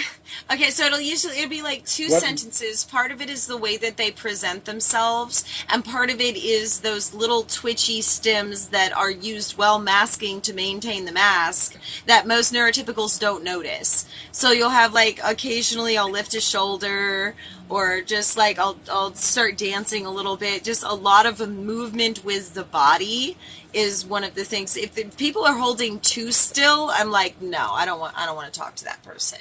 And it's on a subconscious level too. It's that I recognize you're moving, So if I see you moving, oh, it's safe for me to move. And so there's this immediate like reinforcement of like, oh, okay, so if you're moving, I can move. And now I've got a little bit of that mask pulled back. I'm a little comfortable. And so it's like our stimming ends up becoming a sort of signal communication between us in public. So we'll sit there if we're talking, right? And we'll just sit there and do this a couple times, then stop and hold our hands. And when you catch your hands to hold them still, and that's what you have to do in order to hold them still, that's a giveaway. That's one of those tells. In common language, if you will, from the older generation, it would probably be referred to, oh, this child, this teen, whichever, is fidgety. Right? Yes. It would be classified as. Yes. Go ahead. Professor Zaydak, Preston McCormick has decided to allow himself to be obnoxiously ableist.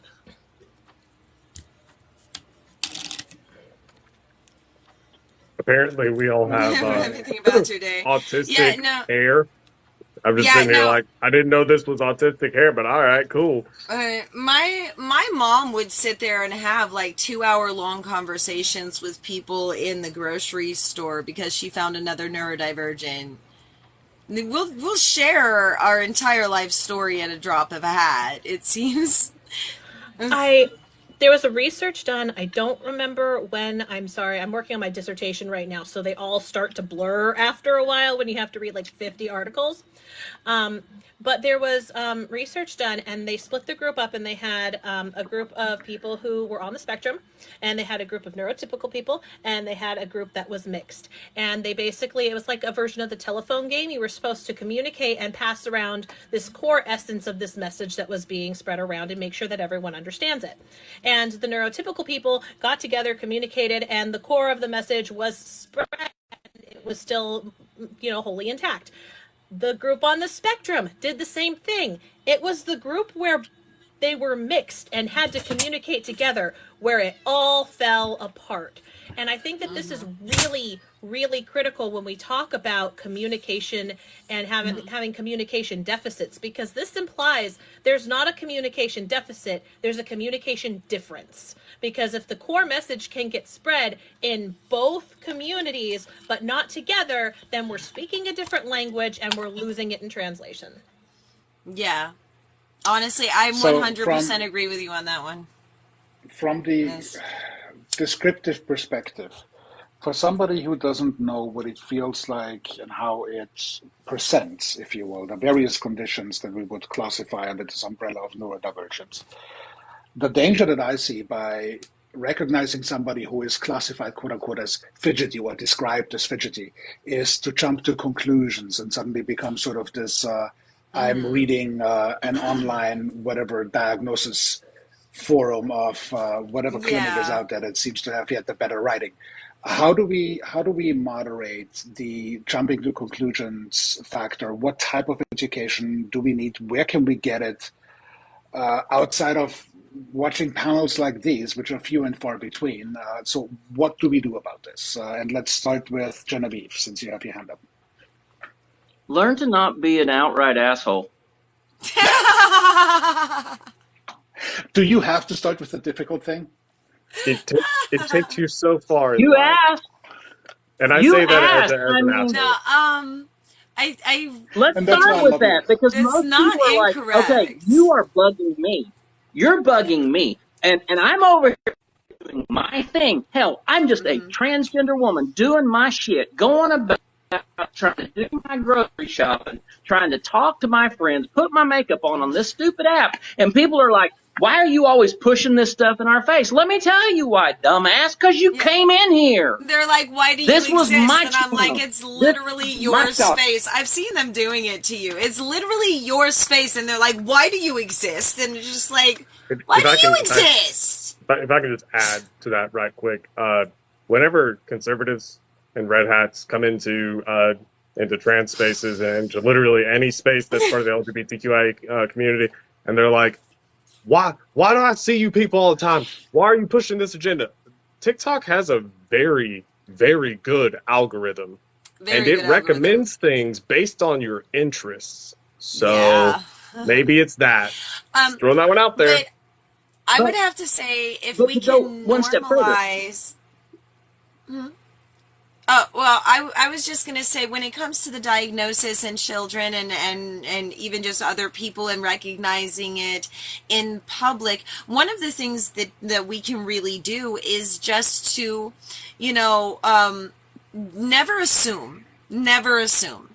You know, just recognize, oh, I've seen this before, and this sort of behavior is indicative of overwhelm, or it's too loud, or it's too hot, and just categorize what is it that this thing that is done by some people, whatever condition they have, what does that indicate to you as the needed assistance? And then all the rest of the pieces will fall together on their own.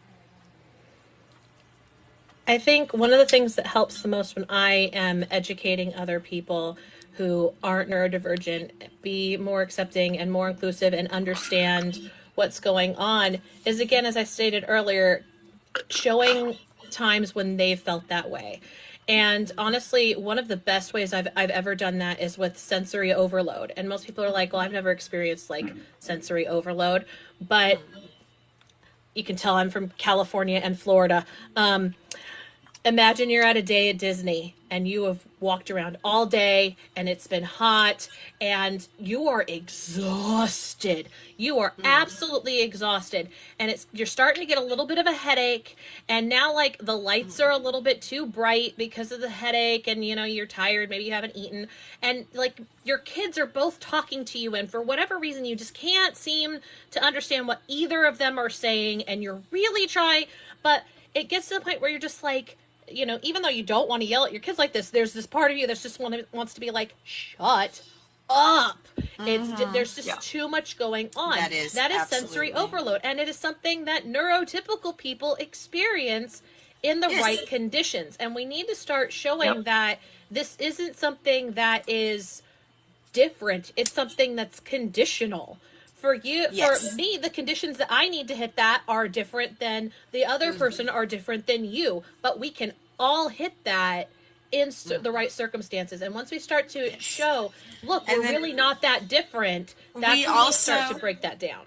If we want to clear up the communication between neurotypical people and neurodivergent, one of the main keys, because we do a lot of compensating, we realize there's a deficit. We have not been allowed to mistake that there's a goddamn deficit, excuse my language, but we are going to need neurotypicals to accept the fact that neurodivergent conversation styles are anecdotal conversation styles. That does not mean we're making the conversation about ourselves. That does not mean we're being arrogant. That does not mean we're being narcissistic. It means that you've had this experience. Hey, look, I've had this experience, which is somewhat similar to this experience. Look at it as I draw this conclusion from one thing to another and make that connection so that I can understand and experience what you are experiencing. If you want to talk about lack of empathy,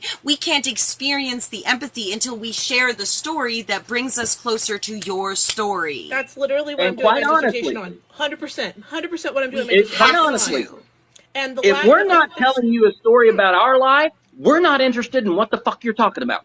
Well, and there's a difference between the question and I'm doing my dissertation on this, but there's the questioning that neurotypicals do where it's more about the facts of the situation. Where were you? When did this happen? What was going on? And then we use an anecdotal story and we're trying to connect on an emotional level. But then it's like, well, you're making it all about you. And one of my main posits is actually we're not being less empathetic, we're being more empathetic because we're not trying to get random factual details about the environment that don't matter. We're trying to get to the core of your emotional experience and you as a human.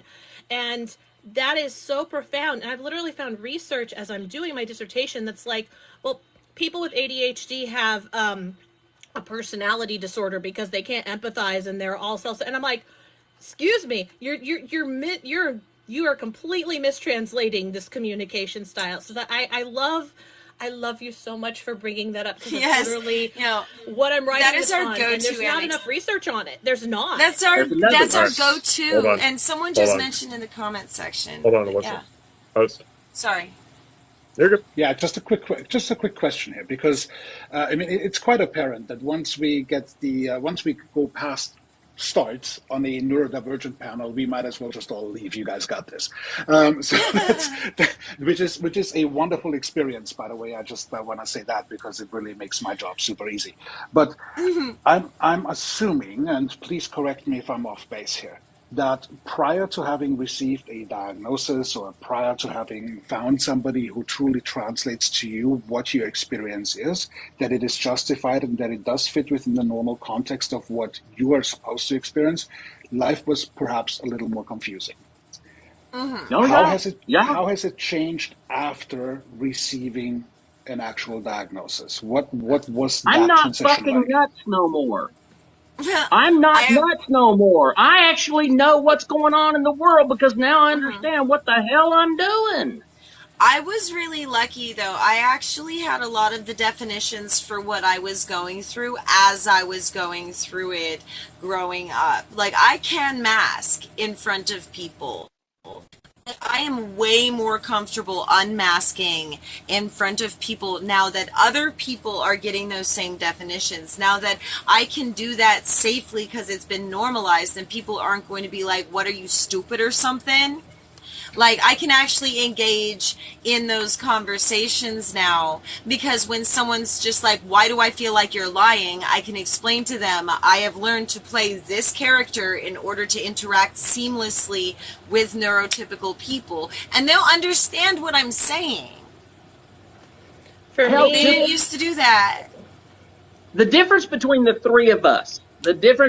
three of us, is my guess that I'm about 15 years older than them. Roughly. I've turned 38 recently, Th- so I have thank, no thank, idea if you're thank you so 15 years much. I older, just, but somewhere in there. I just turned No. 34. So, So, so I'm 52, mhm. and you'll notice that their neurodivergent conversation style and my conversation style are significantly different. Why? Because I have still enculturated myself to wait patiently for my turn instead of running over another person's talking. Whereas Now, I love Seraphim. busting out of that. I love getting out of that and being able to just be as exuberant as I want. But at the same time, I'm sitting here recognizing I've got two normies over here and two of my people down here. So I've got to be the bridge. Yeah. The Yeah, funny and thing It's is, meanwhile, we're just talking like other neurotypicals normally do. I had this conversation with my friend Kirsty's husband, who was like, "Why are you arguing over one another?" I'm like, "We're not. We're talking." And we got it, but he didn't. it's so funny. I have a very unique experience in my journey to get diagnosed. Um, so I have DID, and for those who don't know, DID comes from really extreme abuse and neglect in early childhood. Um, and so it also comes with a lot of memory gaps. So when I was younger, I noticed the memory gaps, but I was that super witchy teen, and I convinced myself in my teen foolishness that I could just channel spirits. And this was why I was missing time and acting like a totally different person and things like that. This is how I convinced myself. And I was raised a witch. I never quite learned how to I've math seen it because so happen often I so was, much. neglected, or I was taking care of my grandmother, who was an amazing, my great grandmother, who was an amazing caregiver, but she had Alzheimer's. So by the time I got to know her, it was not the typical enculturative, experience that I should have had. I did not realize, like, I just kind of gave up and I just thought, okay, I'm just stupid, I'm just dumb, whatever. My dad was a redneck Marine. I do cover up a Southern drawl. It's a thing. I'm from Houston, so I don't know Yeah, if I covered Florida. up real well. Dad's family's from Florida. Uh, fully, fully the stereotype from Florida. I'm not joking. So, I started my diagnosis journey after my child was born, and the best we can figure is that I as the primary alter that is forward, needed to understand the bad things in the world to protect my child from the bad things in the world. But what that meant on a functional level was I got trauma flooded. So imagine having a ton of childhood trauma. I still don't know all of it, but a ton of it, and suddenly, bam, here are all your memories that you didn't know you had all at once. And I Yikes. broke for several years. It was messy. I had to get extra help taking care of my own kiddo. And really, the only thing that got me back to a cohesive whole again, because I'm that person who takes care of other people, for better or worse, and trauma caused. When my child got diagnosed on the spectrum, my coping skill has always been to educate myself, and that's when I'm like, no, I have to. I have to get my shit together. I have to go get educated. It doesn't matter what people say I'm supposed to do or how I'm supposed to do it. It needs to just happen. Everyone else be damned. And so, really, a lot of my being able to function and do the things that I need to do and understand what I need to do basically came from flipping the bird at society and saying, my child comes first and I will bulldoze through the rest of you. So, Just to quick address a question. comment, Spices are always attractive because the Manic Pixie Dream Girl is coded autistic. It's literally fact. Every romantic comedy you have ever watched, the woman was coded autistic, and you didn't realize it. We have been the bombshell since Marilyn Monroe. Yeah, even before that. That is Just, probably you know. the single best trivia question on the planet for future use. Just wanting to point that out. So we are slowly drawing to a close. We have about 12 minutes left. For one, again, I want to You may be acknowledge the slowly drawing moderators. to a close. We're just winding up. Well, I've noticed that. But for one, I want to take a quick moment to acknowledge the moderators who once again keep our back safe and keep us free to do what we want, just lives alive. But I want to essentially close with two questions, and I'm starting those two questions early because I know that you guys are just warming up. One of which is the wide range of prescriptions that are available, from Adderall to Ritalin to anything in between that would. What am I hearing in the background? That might be my AC. My No, something sounds like. Oh, that's yeah, that's what it is. Okay, so with all the medications that are available, from Ritalin to, like I said, Adderall, and anything in between that moderates what we would socially deem to be a condition, Alyssa, can you mute right quick? His batteries are dying. Mine are dying? It only happens when you talk. Great. Fantastic. I'm not hearing anything. I'm sorry. Okay, so Alyssa's muted now. Go ahead and try now. Guys, let's try it again. Can you hear me? Yeah, perfect. Okay. So the question that I had was essentially relating to medications that are deemed to bring somebody who is diagnosed on a variety of spectra back to what is socially deemed normal. Now, if medications were available or are available to the neurodivergent community, would you actually even want to take them and return back to normal? Or is it where you are knowing who you are with all the socially normed faults, but in a comfortable space of knowing who you are and what you are, is that the better state? I am more of a badass motherfucking bitch now than I've ever been in my life, and if anybody tries to take that away from me, I will run over you with a fucking semi. Yeah. I've never taken any sort of medication. I've never taken any sort of, my family did not believe in medication for controlling this. They believed in accommodation and training. And so I've never taken anything for my ADHD, because if I were to take medication for my ADHD and all of my other difficulties that I have, it would actually cause the autistic symptoms to get worse. because then those would be the only ones I'd be able to focus on at all. So actually being ADHD and autistic at the same time ends up balancing itself out. If you know what you're doing. I that's probably one of the most nuanced answers. So I have medication, and it's something that I've talked with my doctor extensively about. And there are times where I need it. The fact is, I was a single parent for a really long time with an autistic kiddo, and I had to work like 2 jobs, and I was going to school. And there's no way that you can balance all of that because the system's not set up for that. But I don't like I like that I can then take what I do know and distill it in a way for people who are neurotypical. I like that it can help me get my clinical notes done because I can sit in therapy all day long and be great. But the second you tell me to write that clinical note, it's like pulling teeth. But I like even now I pick and choose the days where I do take my medication. That is allowed for some medications, not for others. Stimulants, that's something you can do safely. SSRIs, there are some like if you're on like things like benzodiazepines, you should probably see something else for anxiety because those things are nasty. They are good for epilepsy though, but I'm getting off topic. Yeah, The benzos are brutal. yeah, but the fact is, like I use them as I need to, where I need to, in order to force accommodation that the world's not going to give me. But I'm very privileged.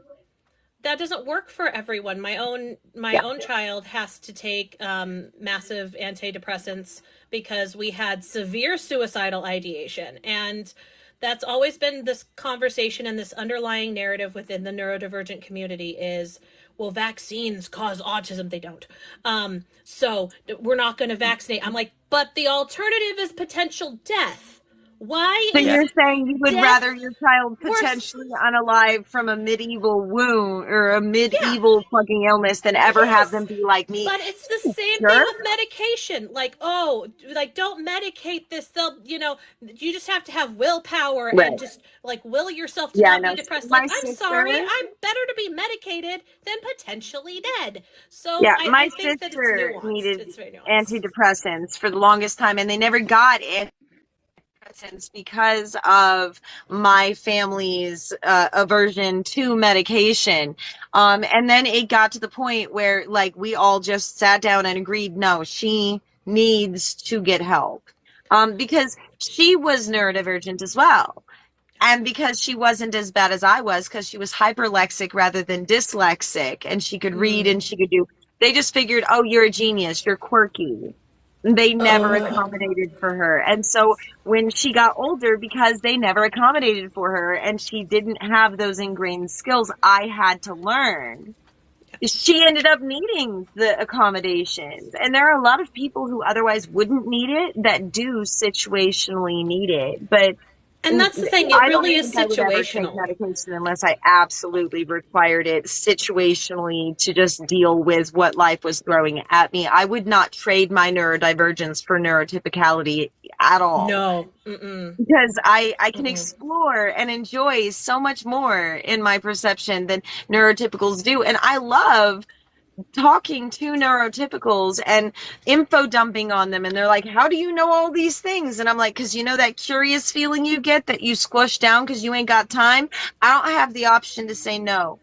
I We just go and need get into the rabbit hole. we need neurospicy people. If everyone was neurotypical and everyone thought the same way, we would not have innovation and change. So many people in history. I mean, okay, Nikola Tesla. You're not supposed to diagnose someone you never met, but the man was literally on record saying, "I would love to have a partner, but they would want to touch me." Like, Yeah, come on! Like this person, literally. neurospicy, and half of the fact that we electronic devices being lit by lights is a Oh, huge no, part of why he did, I've and got a that's whole because tirade about neurospicy. that. I've got a whole tirade about that with my motivational speaking. You can't convince me anything is impossible. We are tiny carbon-based mammalian creatures clinging to an itty-bitty blue dot that's dancing in a never-ending spiral around a ginormous plasma ball being pushed through this universe by powers we do not fully comprehend. And we've still managed to refine the minerals on this tiny blue dot to the extent that we can run controlled lightning through them and teach them to math so well the damn near human. And we're talking on magic mirrors right now. Who are you to tell me any of this is impossible? My words and my image are flying through the air and then coming down onto your phones right now. Don't tell me something's impossible. Zeitgeist, No. by the way, your So, facial expressions this entire panel have been hilarious. Oh, mine? Yeah. uh, But no, I was I'm gifted with these eyebrows. They talk a lot. Sorry, Yeah, go ahead. you're great though. You really like I wish I could see more of you guys in my live streams. I have been shadow banned for so long. I never get any viewers in my live streams at all. I've no, got like I see, 30,000 I see your followers. live streams when they I happen, except I can't jump in because work gets in the way. This is my And I first deal one, with really, in so thank you. Yeah, no, in my career, I deal with a lot of varied psychological presentations. So let's just keep it very high level. And the neurospicy perspective has sort of come across my bow more so of late. And I do have to say I'm eternally grateful for TikTok having just added this entire Neurospicy community because it allowed me to tap in and understand a whole lot more. And this is also where this panel and this entire topic originated, actually with my good friend Gen X dad, who unfortunately couldn't be here tonight, uh, Oh, Gen X dad. just to learn more. And Genevieve is back. Hope the phone is cooling down again. Last question for tonight to wrap this up. It's much easier to be neurotypical from my perspective, of course, than to be neurodivergent, because obviously that's the world that I live in. But if you wanted to stuff a toolkit, so to speak, for those who have the idea that they could potentially be neurodivergent, what would you put in the toolkit? What would you want them to know? What are your top three things, tips, tricks, perspectives, One of the observations that biggest you would want to things impart? One of the biggest things that I would want people to know, because I see this so often with people who have been exploring whether or not they are neurotypical or not. One of the biggest things I would want them to know is you are just as much the you choose to present to the world as you are the you that you are in private or that you were born as. Because people will find out they've been masking all this time and they won't realize they'll be like, who actually am I? You are just as much that person as you would want to be that person. And a lot of people, they judge themselves so harshly. A lot of the tools that I would give them would be a matter of, counteracting the disempowerment that is just enforced on them by a world that says you're not good enough, you're too sensitive, you're to this, you're to that, you're to the other thing. A lot of it, the community that we found here on TikTok is unparalleled on any other platform. And we've started communicating. And by doing so, we've started changing the narrative. And it's gotten to the point where instead of asking, how can we fix these things or how can we get it so that you can function in our society, we're actually, for once, asking the question, what tools do you need? And that's just the fact that you did that shows that we are so much farther on this path than we were when I first started. So a lot of that. What's in the bag? Welcome to the Emergency Feel Human Kit. I have Okay. this for a bunch of my clients, whether it's depression, anxiety, you name it. I've given it to clinicians and doctoral students, And it I varies want to depending know. on what's available at the time. But, first you've got your pill container with every single type of pill in there that you could need, ibuprofen, Tylenol, you name it. Because the fact is, sometimes you have to run out of the house and you forget something. You don't do these things that you really need to feel human, either because you forgot or executive functioning. We have a pre-toothpasted toothbrush that has a dental floss on the other side and a toothpick in the middle for when you forget to brush your teeth. We have makeup removing wipes for when you realize you need to take off your makeup somewhere and you forgot. An Baby anti-chafing wipes. stick. We have, Sensitive baby wipes. If you can't yes. get the makeup and wipe, the expensive makeup wipes, super sensitive Pampers will take off any makeup, I'm any gonna level remember of that one. makeup. I have taken off full runway makeup with these baby wipes. It is not necessarily the walk of shame kit, actually. I used this on a train from Washington to California, Southern California, and we got stopped for 12 hours and we're stuck on the line. So I literally have a body washcloth because you never know. I've got Lysol wipes because we just came out of a pandemic, people. Come on. I've got deodorant wipes. I bet you didn't know they had deodorant wipes. Booty wipes. I don't care who you are. The worst thing ever is when you go into a bathroom and there's not toilet paper. And then you have that awkwardness of asking someone or trying to drip dry or some nonsense. It is awful. I've got dry hand soap wipes. I've got facial moisturizer, bug lotion. I even have powdered face wash. So it's Oh in my this goodness. the teeny tiny little powdered face wash. So if you didn't wash your face before leaving the house, you can feel human, because the fact is we all have those bad days. Every Yeah. one of us, neurotypical or not. And some days you just want to not feel gross or Self-care is scummy. hard and it And takes a lot of just So, time. something so small like for this could change the day. for those obviously who have not yet joined the creators on this panel and followed them, please of course do so. But Seraphim, if I may just make a small little suggestion here, I think this to-go bag needs to absolutely have its own dedicated video on your account and be pinned as to what goes in there. The survival kit That's for not a different bagging. neurodivergent. It's awesome. Caffeinated fizzy drink. Caffeinated fizzy Must drink. have. Nice. In his life. And Genevieve, what would you stuff into the kit? Um, if I could stuff them into a kit, I would, and I would deliver them to everybody. But I'm just going to say, if you've not yet been introduced to Angela Locascio, you need to be. Okay. Noted. Angela Locascio is the And a picture. CEO of Umbrella Alliance US, and she is probably one of the most competent and compassionate coaches for people who are within neurodivergence aspects of life.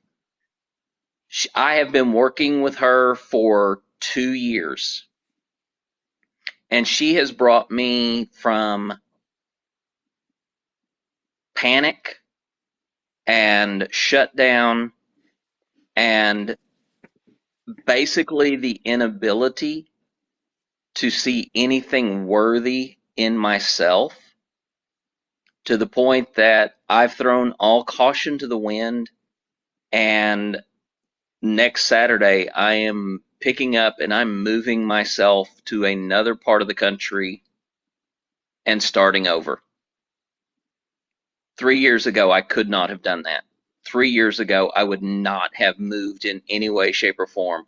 I would have put myself in a hurtful, harmful situation, probably detransition so I could move back in with my mother.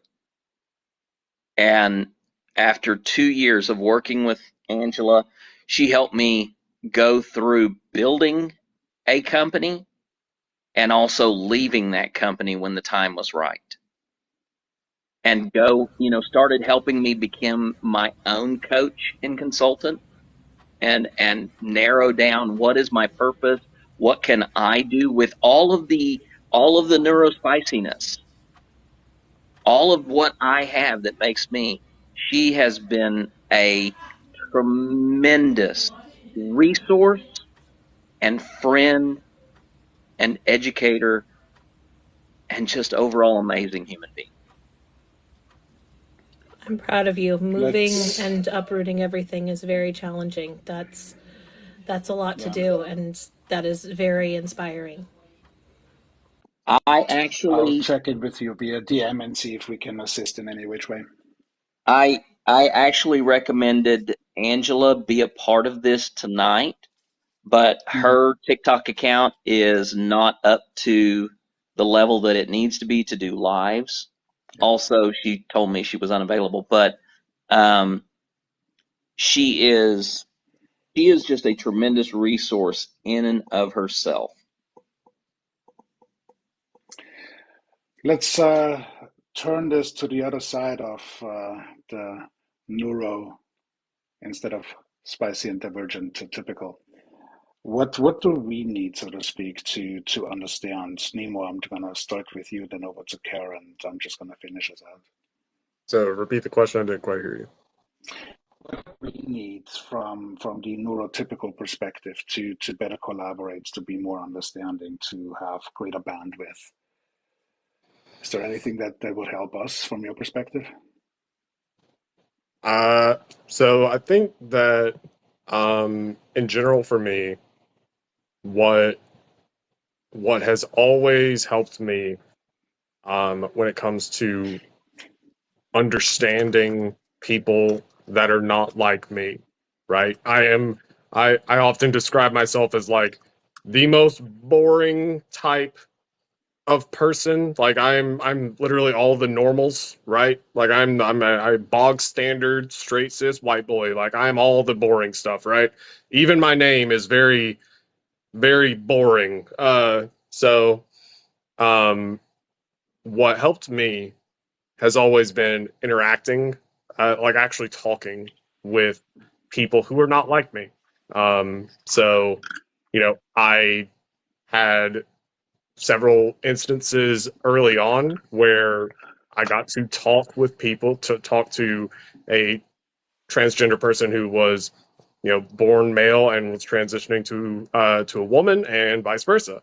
And I was able to talk with them, and that gave me a lot of insight into that world. Same thing with people who had Asperger's and autism, and understanding the complexity that there is with that. It's like it's not something that you can just kind of like read and get an understanding of. For me personally, it's always been interaction. It's always been talking and being like, I'm probably going to ask stupid questions that are might come off as insensitive. Don't mean anything by it. I don't really know. I really want to learn, and learning from those people, or learning from those experiences, has helped me dramatically. And I think that's also why we see, like, in urban situations where, like, people are close together, like in city environments, why there are so many people who are oftentimes more left leaning. It's because you're exposed to so many different walks of life. And so I think it's just more of that. It's finding someone who is in a community that you don't understand and you want to understand it, and going to that person, trying to, get a friendship or even just a basic dialogue of, hi, can you explain things to me? And then just go from Being there. sincere is one of the biggest things about it. As long as someone is sincere, we will absolutely inform you of what the heck is going on. Like, the It's sincerity shows through, though. My husband is one of the first people to actually stick by me, and that was one of the questions I asked him was, why did you stick around? Why did you not leave, or say I was too much, or say I was intimidating, or why are you here? And his answer was twofold. One was that I didn't give up on him when everyone else had, which is super romantic, but not applicable here. The second was when I did something that triggered him, when I seemed to suddenly start talking about myself, when I said something and I used the wrong words because I was thinking faster than my mouth could word, and it got lost in translation. When he got upset, instead of immediately just attacking me, he would pause and say, when you said this, it upset me, and this is why. But I'm going to assume that you did not mean it that way and ask you to My husband was the same. clarify. And My he husband would was the give me same. the opportunity to say, and then because he explained, hey, I took this as an offense, I could say, oh, I didn't mean it that way. Or, if it's a really bad day, maybe I did. But, I could say, no, I didn't mean it that way. Thank you for explaining how you took that. This is what I meant. And so We, there yeah. was that presumption of you didn't mean to be a bitch. You meant something It's different, so and it got common lost in that we will be translation. accused of being bitchy, arrogant, narcissistic, all the horrible, horrible things that you could ever be. And so when we, like the same thing with my husband, when I figured out that if I said something wrong, I was not going to have my behind handed to me on a silver platter immediately, and I would have a chance to correct the record. That is someone I'm willing to work with. Yep. I'll go long term for him, 14 years, 4 babies. Like I ain't going anywhere. He's stuck with me now. He actually listened to me. He's stuck with me now. Yep, I'm mold. Kara, He's stuck with me too. Kara, what do you need? I think Kara may have left the table. So okay. Christ, what do you Yes, need? you guys. That's the simple answer. Even though it's not quite as simple in application, because this is obviously a curated existence. I very particularly reached out to select individuals, hoping that we can all learn and learn together. And it's much easier to do this in such a curated environment. Out in the wilderness, so to speak, the social norming perspective, the communications perspective, can I say this? Would this be offensive? Can I ask that? Would this go over the line? Is a much more tricky position to live in. And with that, for instance, tonight was in a variety of ways unbelievably eye-opening, because it does allow me a little more leeway in reaching out to say, hey, what is it that you actually need? Which is one of my leading questions in daily life anyway. What do you need from me in order to improve whatever situation we're dealing with? But I think I'm going to adjust that question going forward towards behavioral patterns even more so than I have before, and that I think is the outcome of tonight's conversation. So that is essentially what I need to stuff into my toolkit, is to remember what we talked about tonight, and undoubtedly come back to this panel, this type of conversation again in the future, because the function of TikTok of allowing us to bridge a gap that we now no longer have, we can't easily dismiss that. We got to take advantage of this is why evenings like these exist. And with that being said, the moderators kept us safe, the panel keeps us educated. Can't thank you guys enough. We'll do it again. I appreciate all of you, and until next time, to the audience, thank you so much, guys. Next announcements for the next lives are coming, and we'll see you at those installs. Until then, have a wonderful night, and we'll talk to you guys soon. Thank you. Thanks for having me. Thanks.